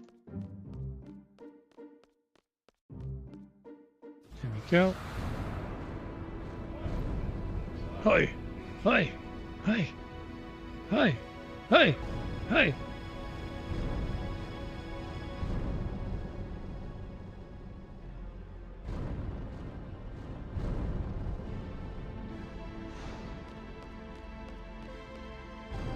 Yeah, I've heard good thing about those two, but I will never watch My Name is Earl.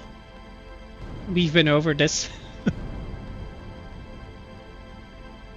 And Scrubs, never been a fan of hospital drama, to be honest.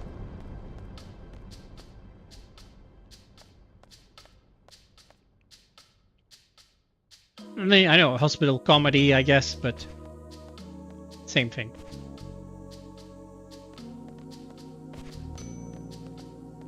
Oh, fuck you, Christus. Hey, can we... Jesus.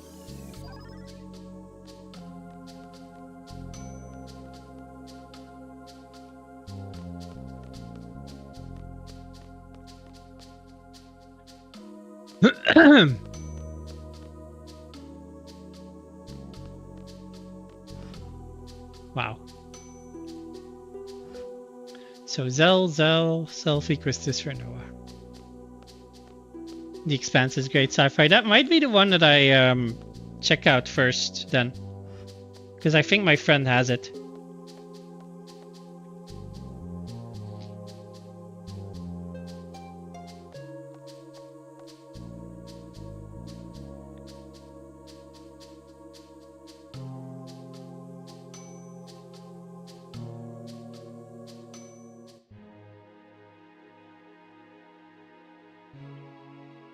Have you seen I keep forgetting the name.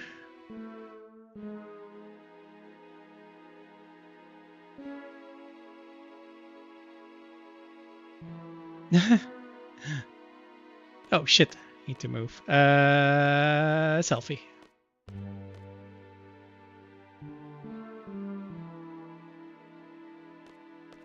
Quistis.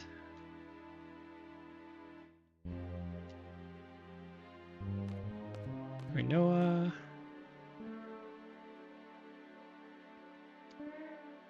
Ah, Foundation. That's the one. That's really good. I really like Foundation.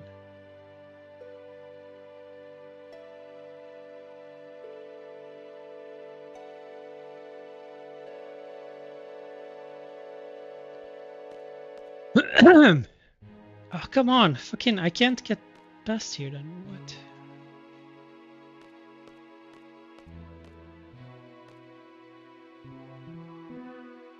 Foundation, Synapse said the same. Of course he did. We great minds, we think alike.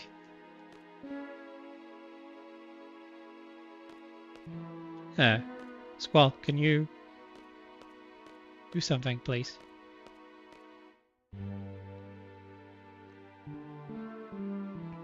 Do people gotta give it a try now? Yeah, you should.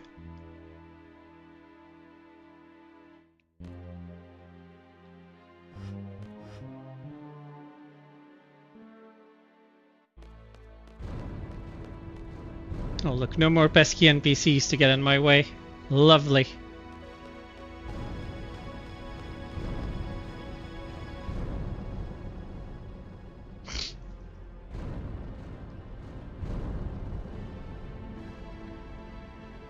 Oh.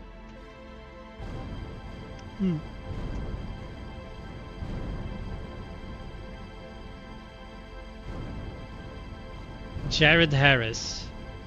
Huh. I don't know what he looks like, this character, so...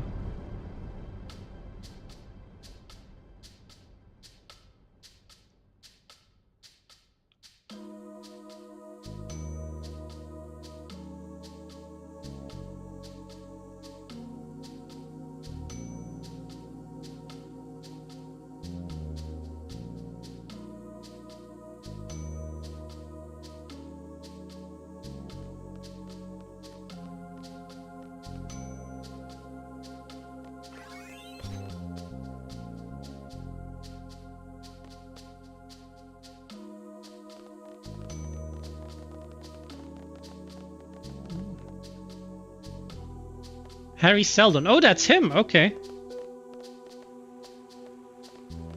I thought he'd be one of the younger guys.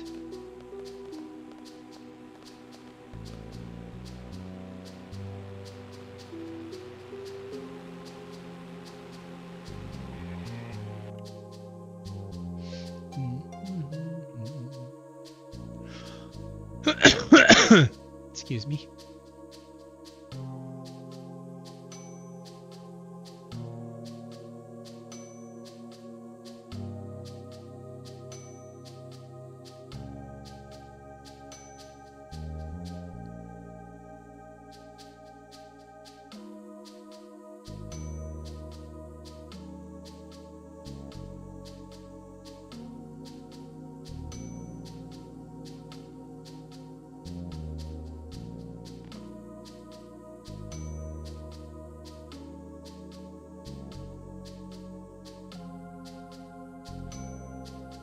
For parts like this, Turbo is such a godsend.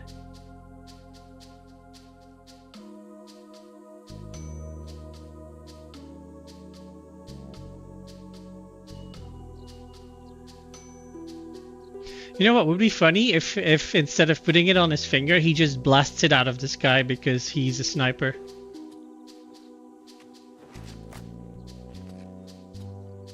He just grabs his shotgun, bam, both wings off. Nothing left, just a bit of smoke.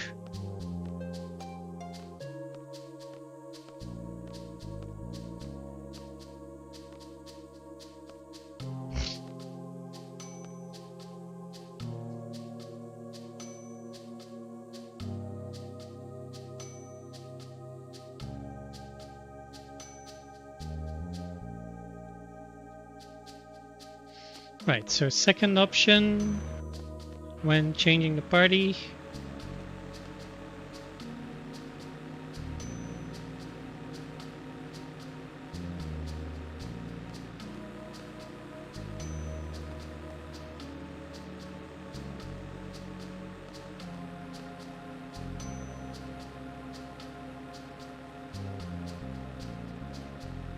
Okay, so second option after the fade.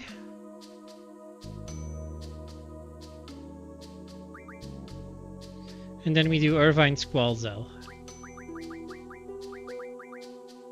Why would you do that? Switch selfie Irvine.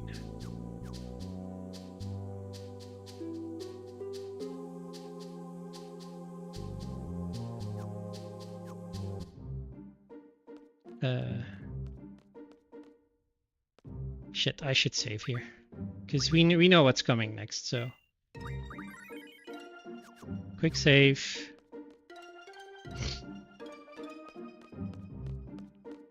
Ah, we need a menu here, actually. Right. Ability. Time Mag RF.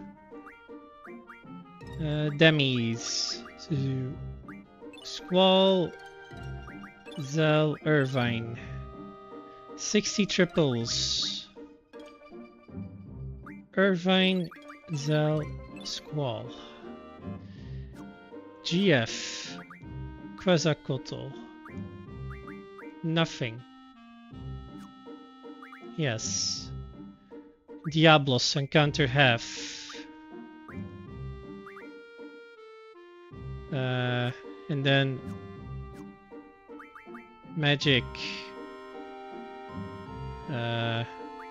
Squall, all, Zell?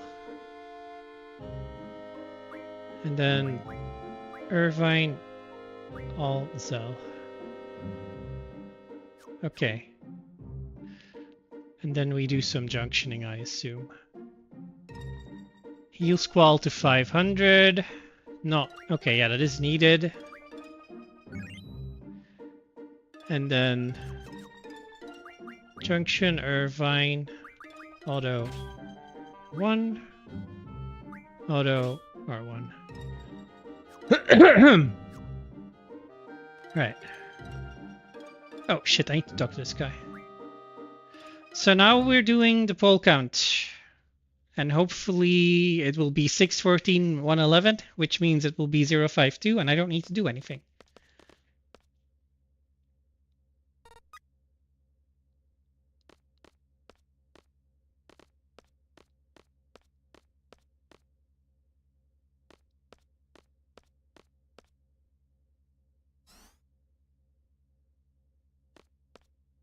So now he joins her.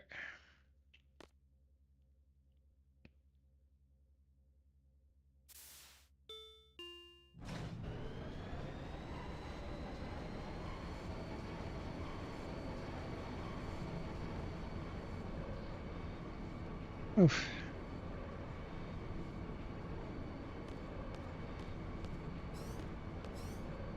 Right. Let's count. 1, 2, 3, 4, 5, 6, 7, 8, shit, 9, 10, 11, 12, 13, 14, 15.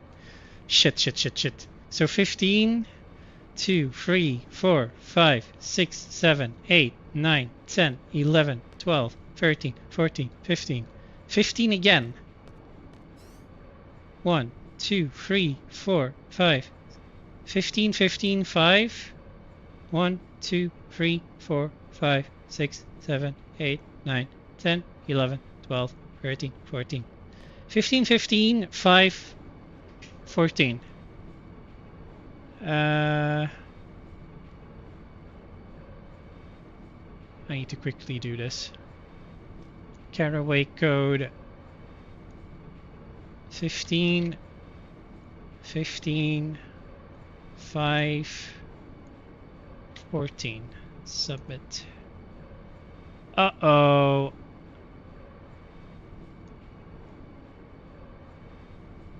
Yeah, we're fucked. I'll be Alt F4ing out of this one. Yeah.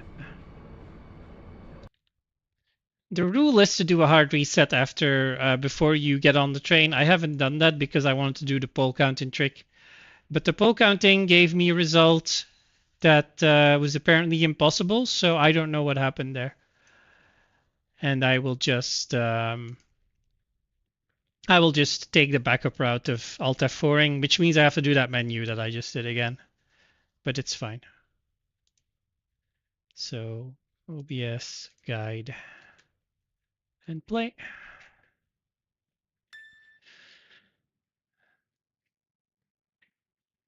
Most of the time you'll get a 052 after a hard reset. So that's why we usually do that. I was just hoping to try and test the pull counting trick, but nope. All right. So menu. GF. Learn. Encounter half. Quetzalcoatl. Nothing. Yeah, that works. Siren. I don't think I need to let Siren learn anything. So then we have ability, time MagRF, 100 demis, 60 triples, magic, Irvine, all from Zell, and then Squall from Zell, Junction, Irvine, auto attack, heal Squall to 500, and that's it. Probably should have done the menu outside and then save.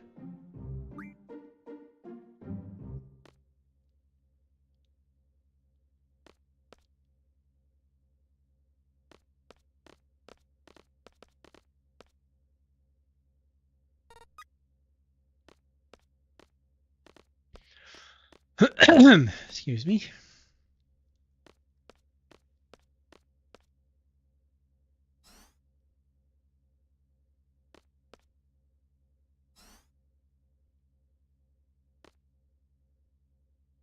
Bling blong.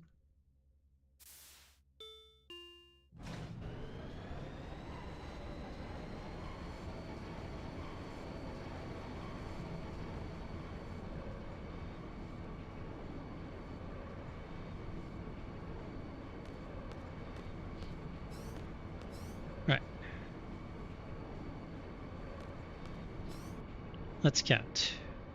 1, 2, 3, 4, 5, 6. Yeah, we're good. 1, 2, 3, 4, 5, 6, 7, 8, 9, 10, 11, 12, 13, 14. Yeah.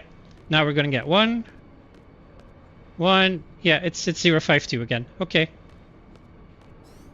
4, 5, 6. Wait, we don't need to wait. We know.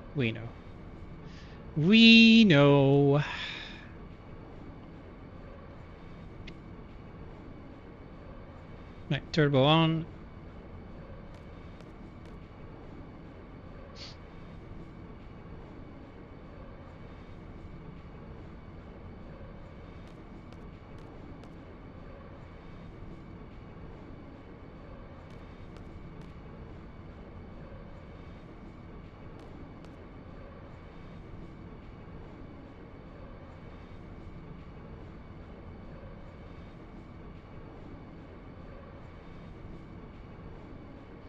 Zell clearly gets it when he punches the ground here.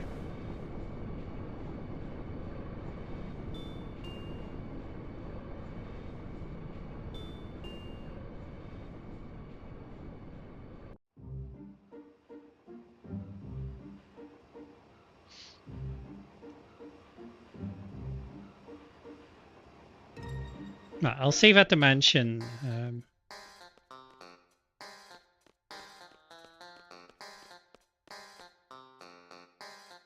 When we get to it. Just because this was a pretty dangerous moment to get past.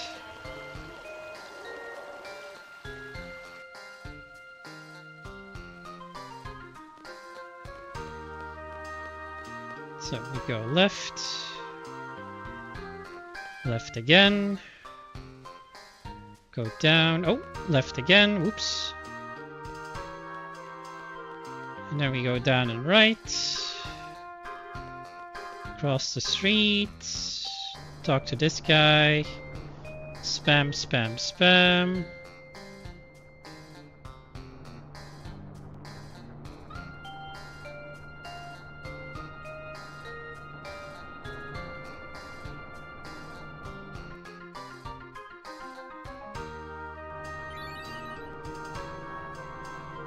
Right, to answer 250.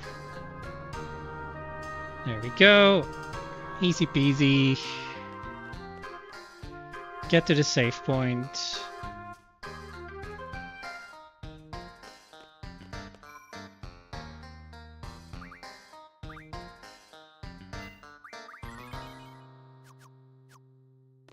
Okay. So, actually, normally I can walk in between the chairs and talk to Renoa, but apparently I can't seem to do that.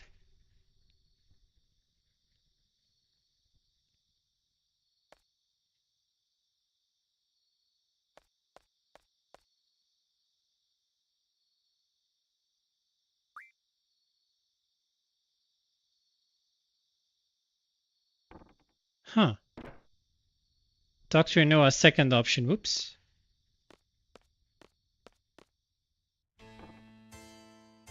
Oh, hi.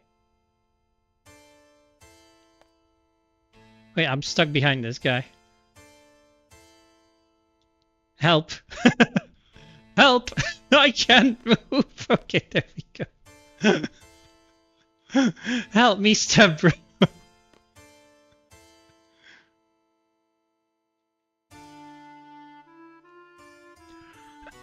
Help me, step bro, I'm stuck. Exactly.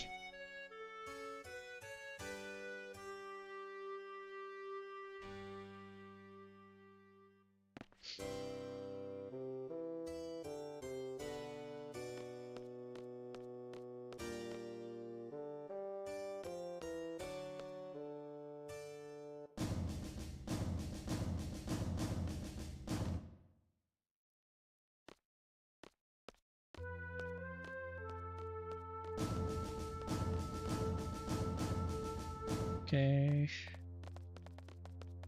Oh, that's not this part. Oops.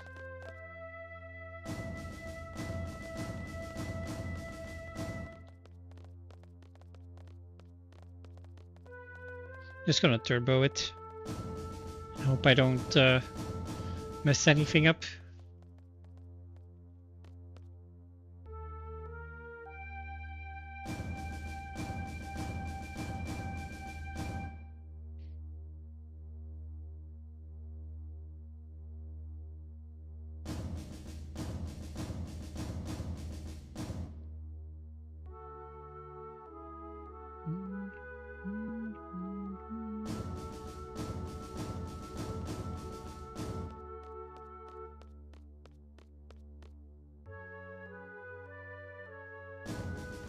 Go! Look at him go! Look at the old man go! Whee!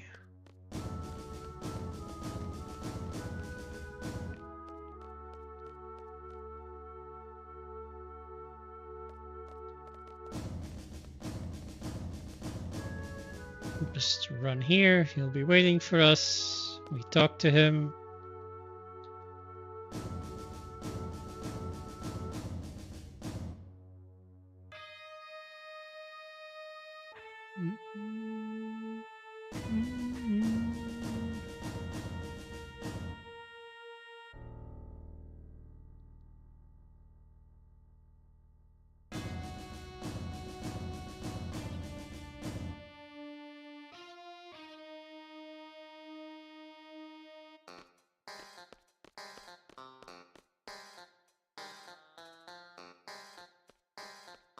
This way.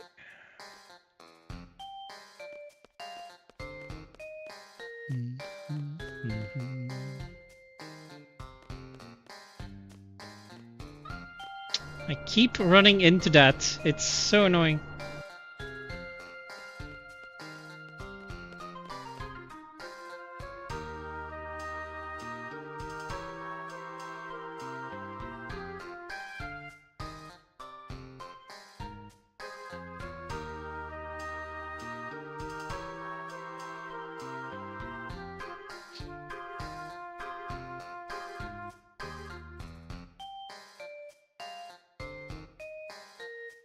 Oh yeah, this is where you have to re-enter and leave. Whoops.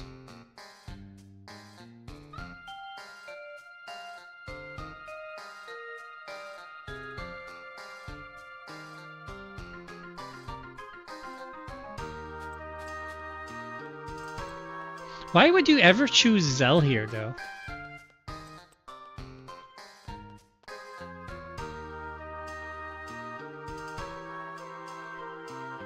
I mean, she does demonstrate it very clearly on why we should have picked Zell over Quistis.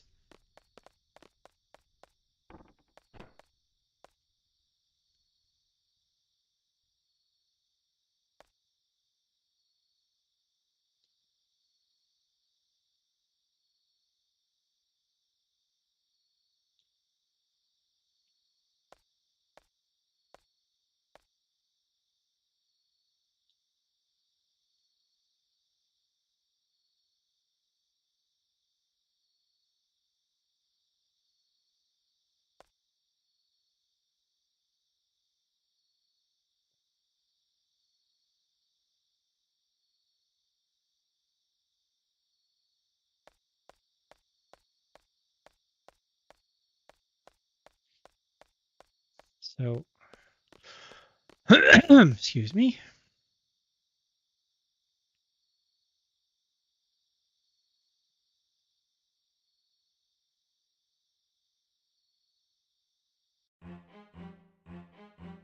So now we re-enter. And now we can walk here. And we do try and do the selfie skip.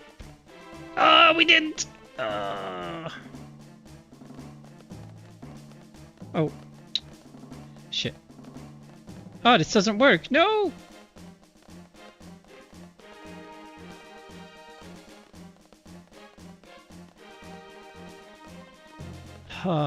We can't run here. I was hoping if we went back and forth we would be able to run, but we can't.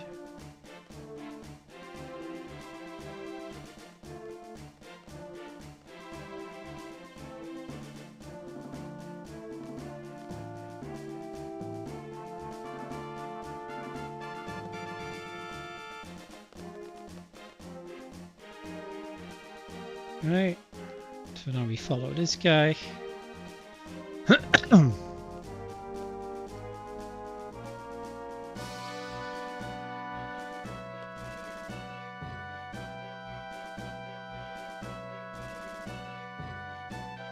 Right, and now we have to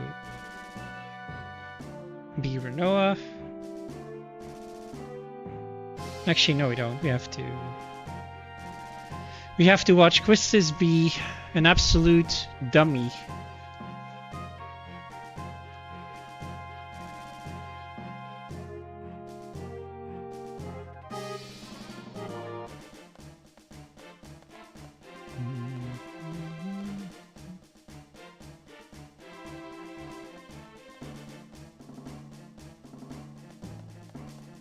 Yo, Caraway, get over here.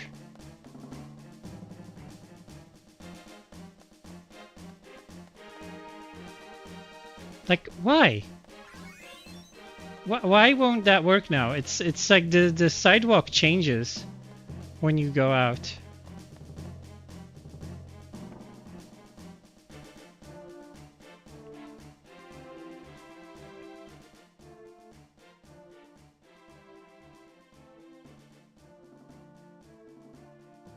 The only thing they don't really explain is how Renoa gets to where she gets in the next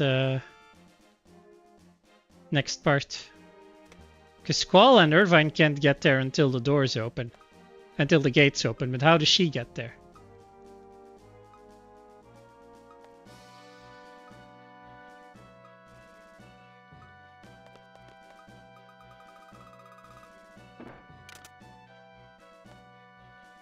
This is such a Three Stooges cartoon, this part.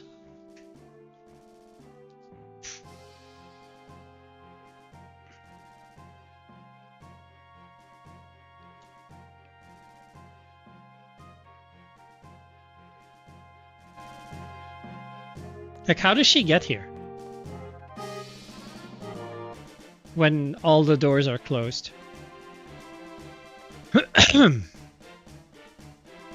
What time are we at, by the way? Ah.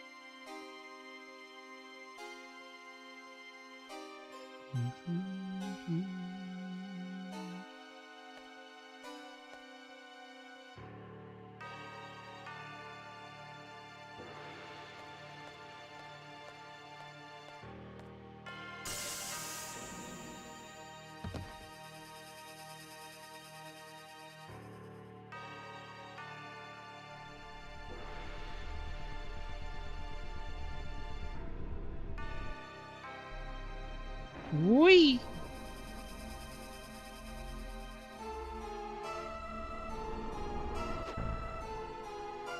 Neck snap. Knee snap.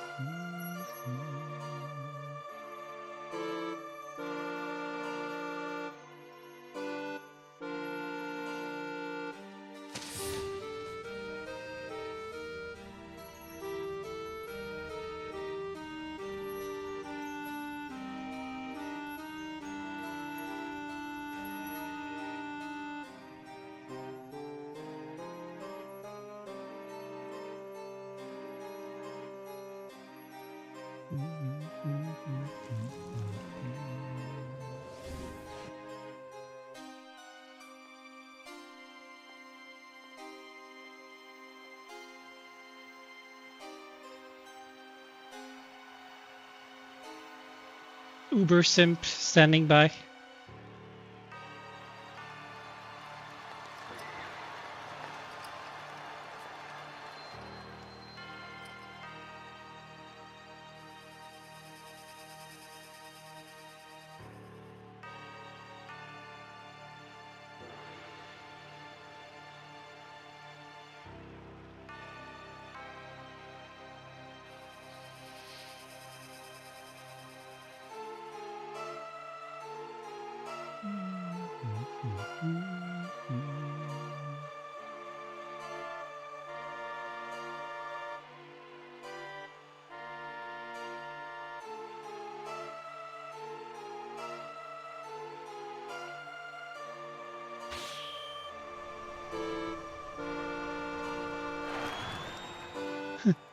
She's killing their president right in front of him, and they're cheering for it.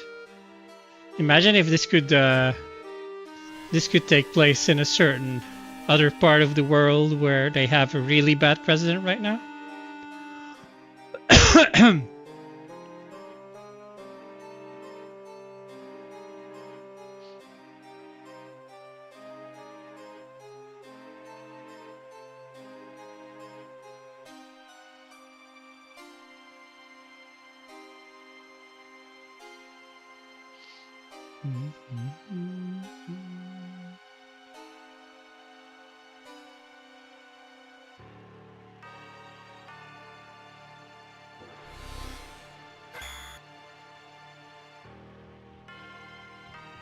Right.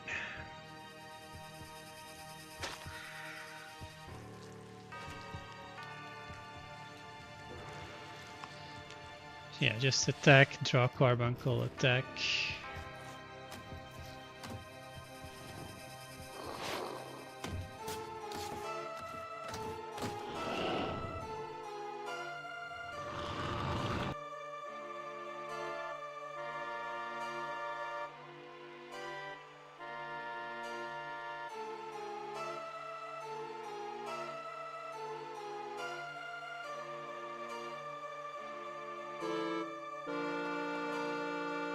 Ah!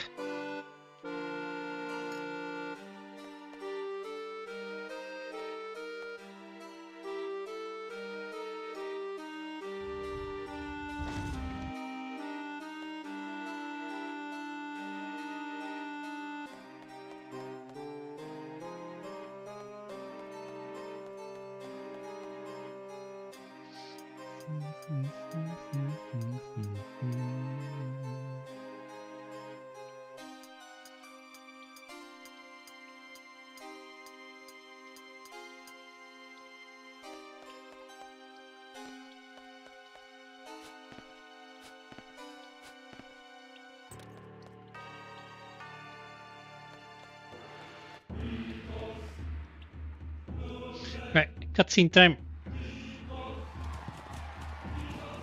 Let's have a quick look at this DM I got.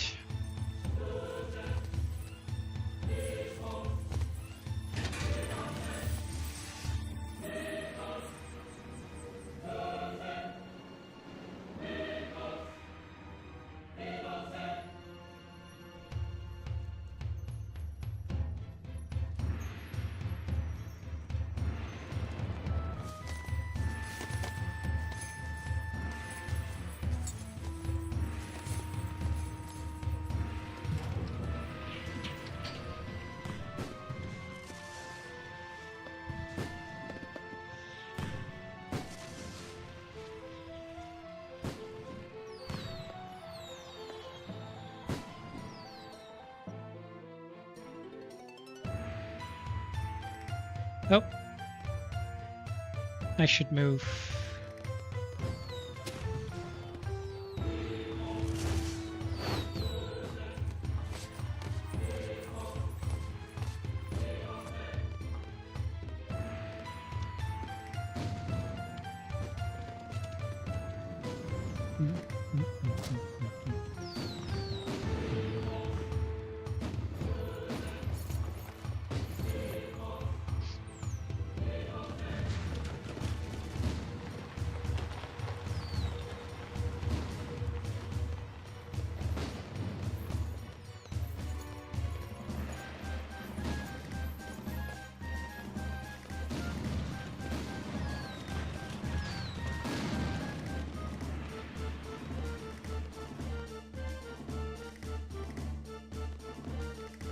Ah, why am I zigzagging?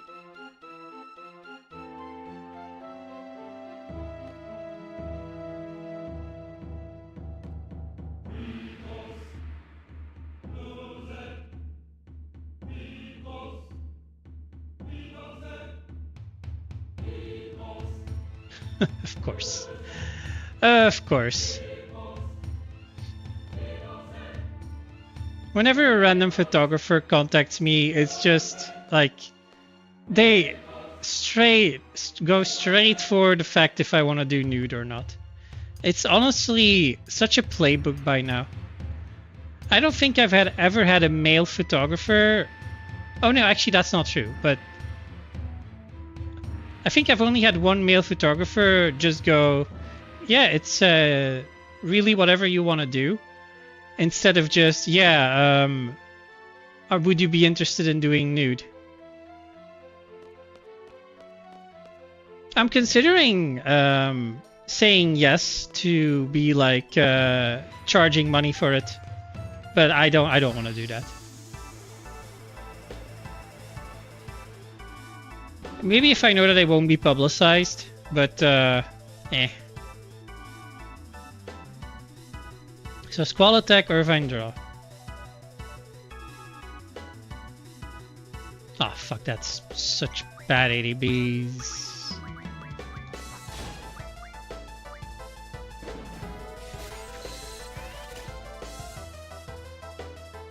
Acquired carbuncle. Oh. That's a long animation, sadly.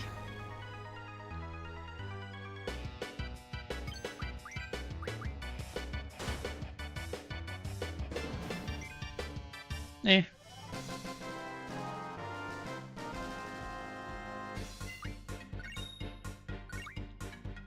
Oh.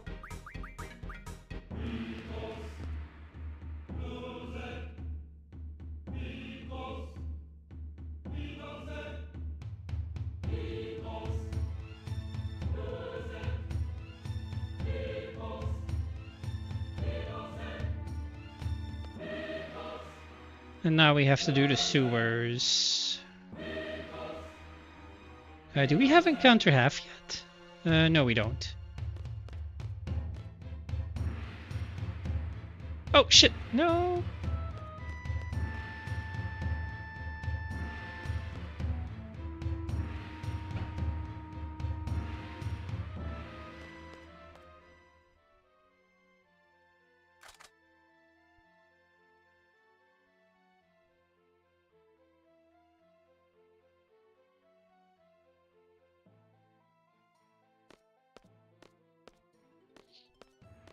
All right.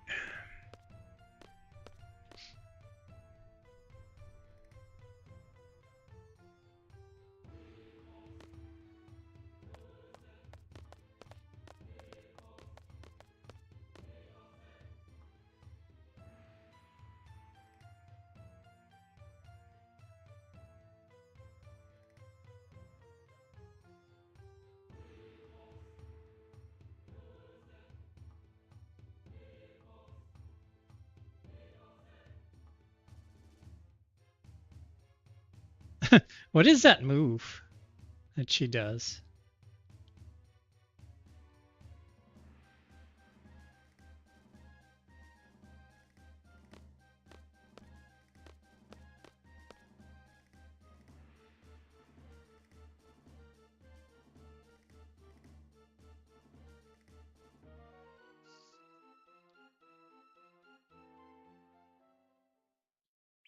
Right.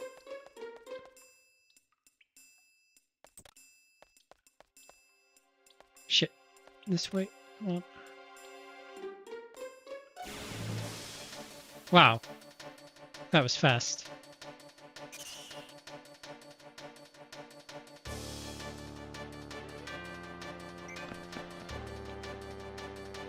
Okay.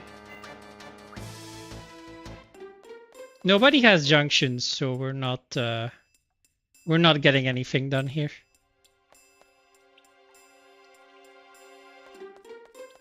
I'm actually going the right way still.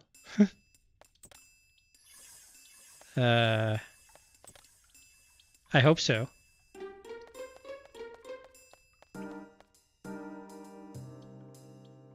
Yeah, now we jump on the wheel. Okay, okay, we're good, we're good.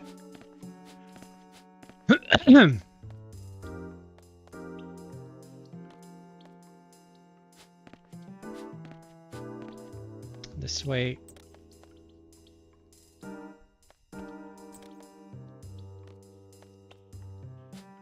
Then go down here.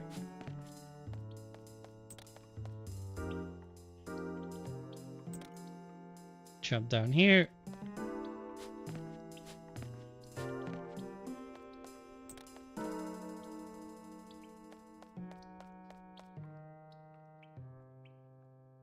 And then we get that.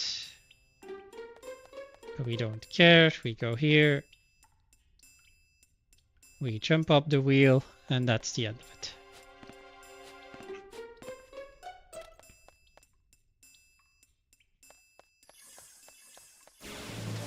I was gonna say only one encounter, but okay, 2 is fine too. We can just escape.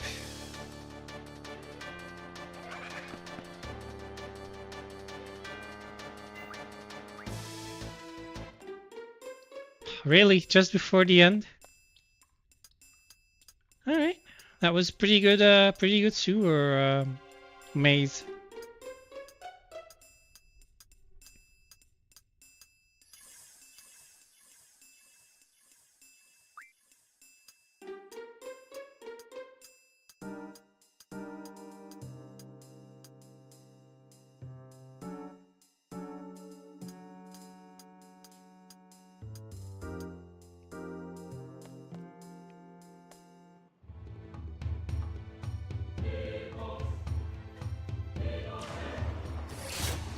Right.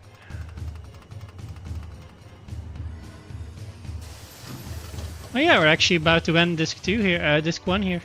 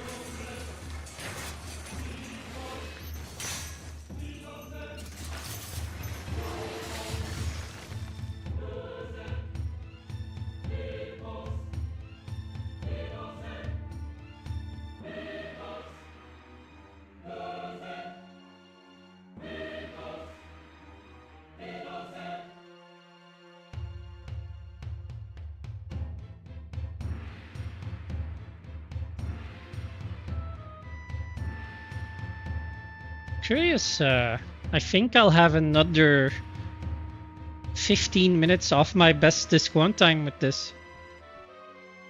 In-game time.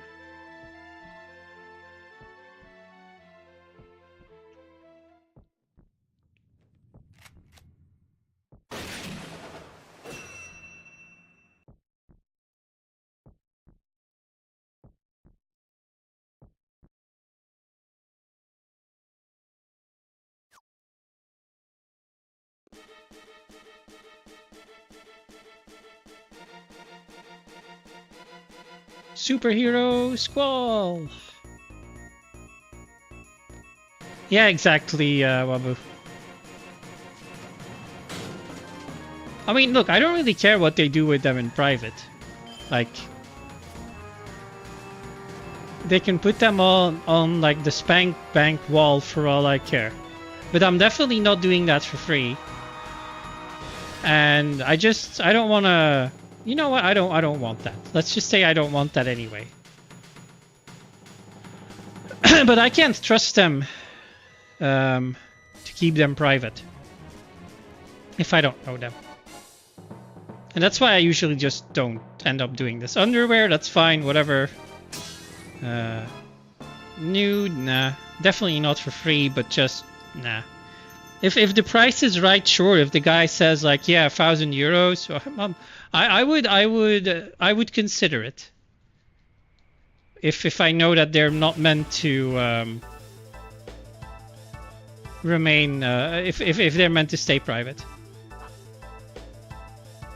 Like, I'm only a man. 1,000 euros just for that is pretty easy. Easy money.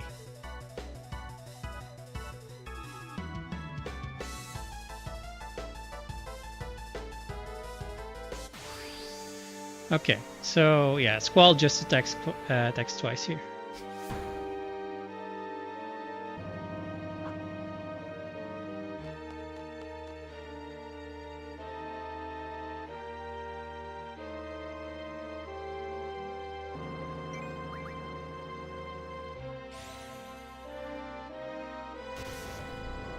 She always seems to hit Irvine with that Fandaga.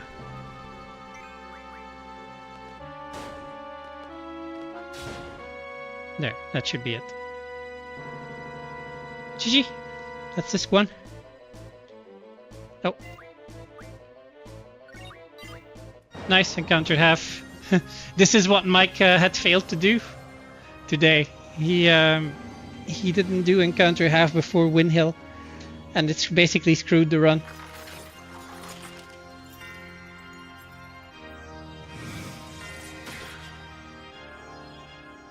But I'm gonna call it here. It's a good time to end the game at the end of disc 1, and it gives me a bit of time to chill out before I go to bed. I'm still gonna go to sleep reasonably early, just to get ahead of any fatigue still.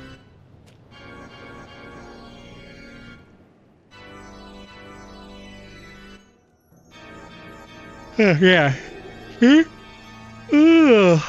It's hitting me already. Around 10:30. That just ends up being my cutoff time usually. All right, so let's have a look. 3 hours and 36 minutes is our in-game time for disc 1.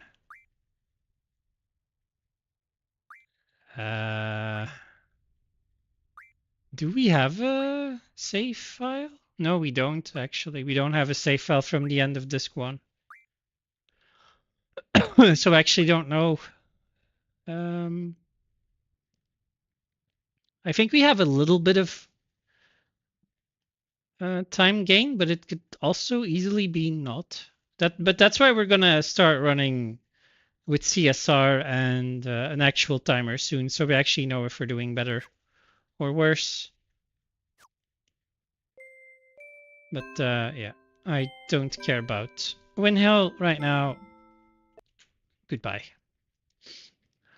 So I'll say my goodbyes to the people on YouTube. Goodbye, YouTube. Thank you very much for tuning in today. I'll probably be back tomorrow, so see you then.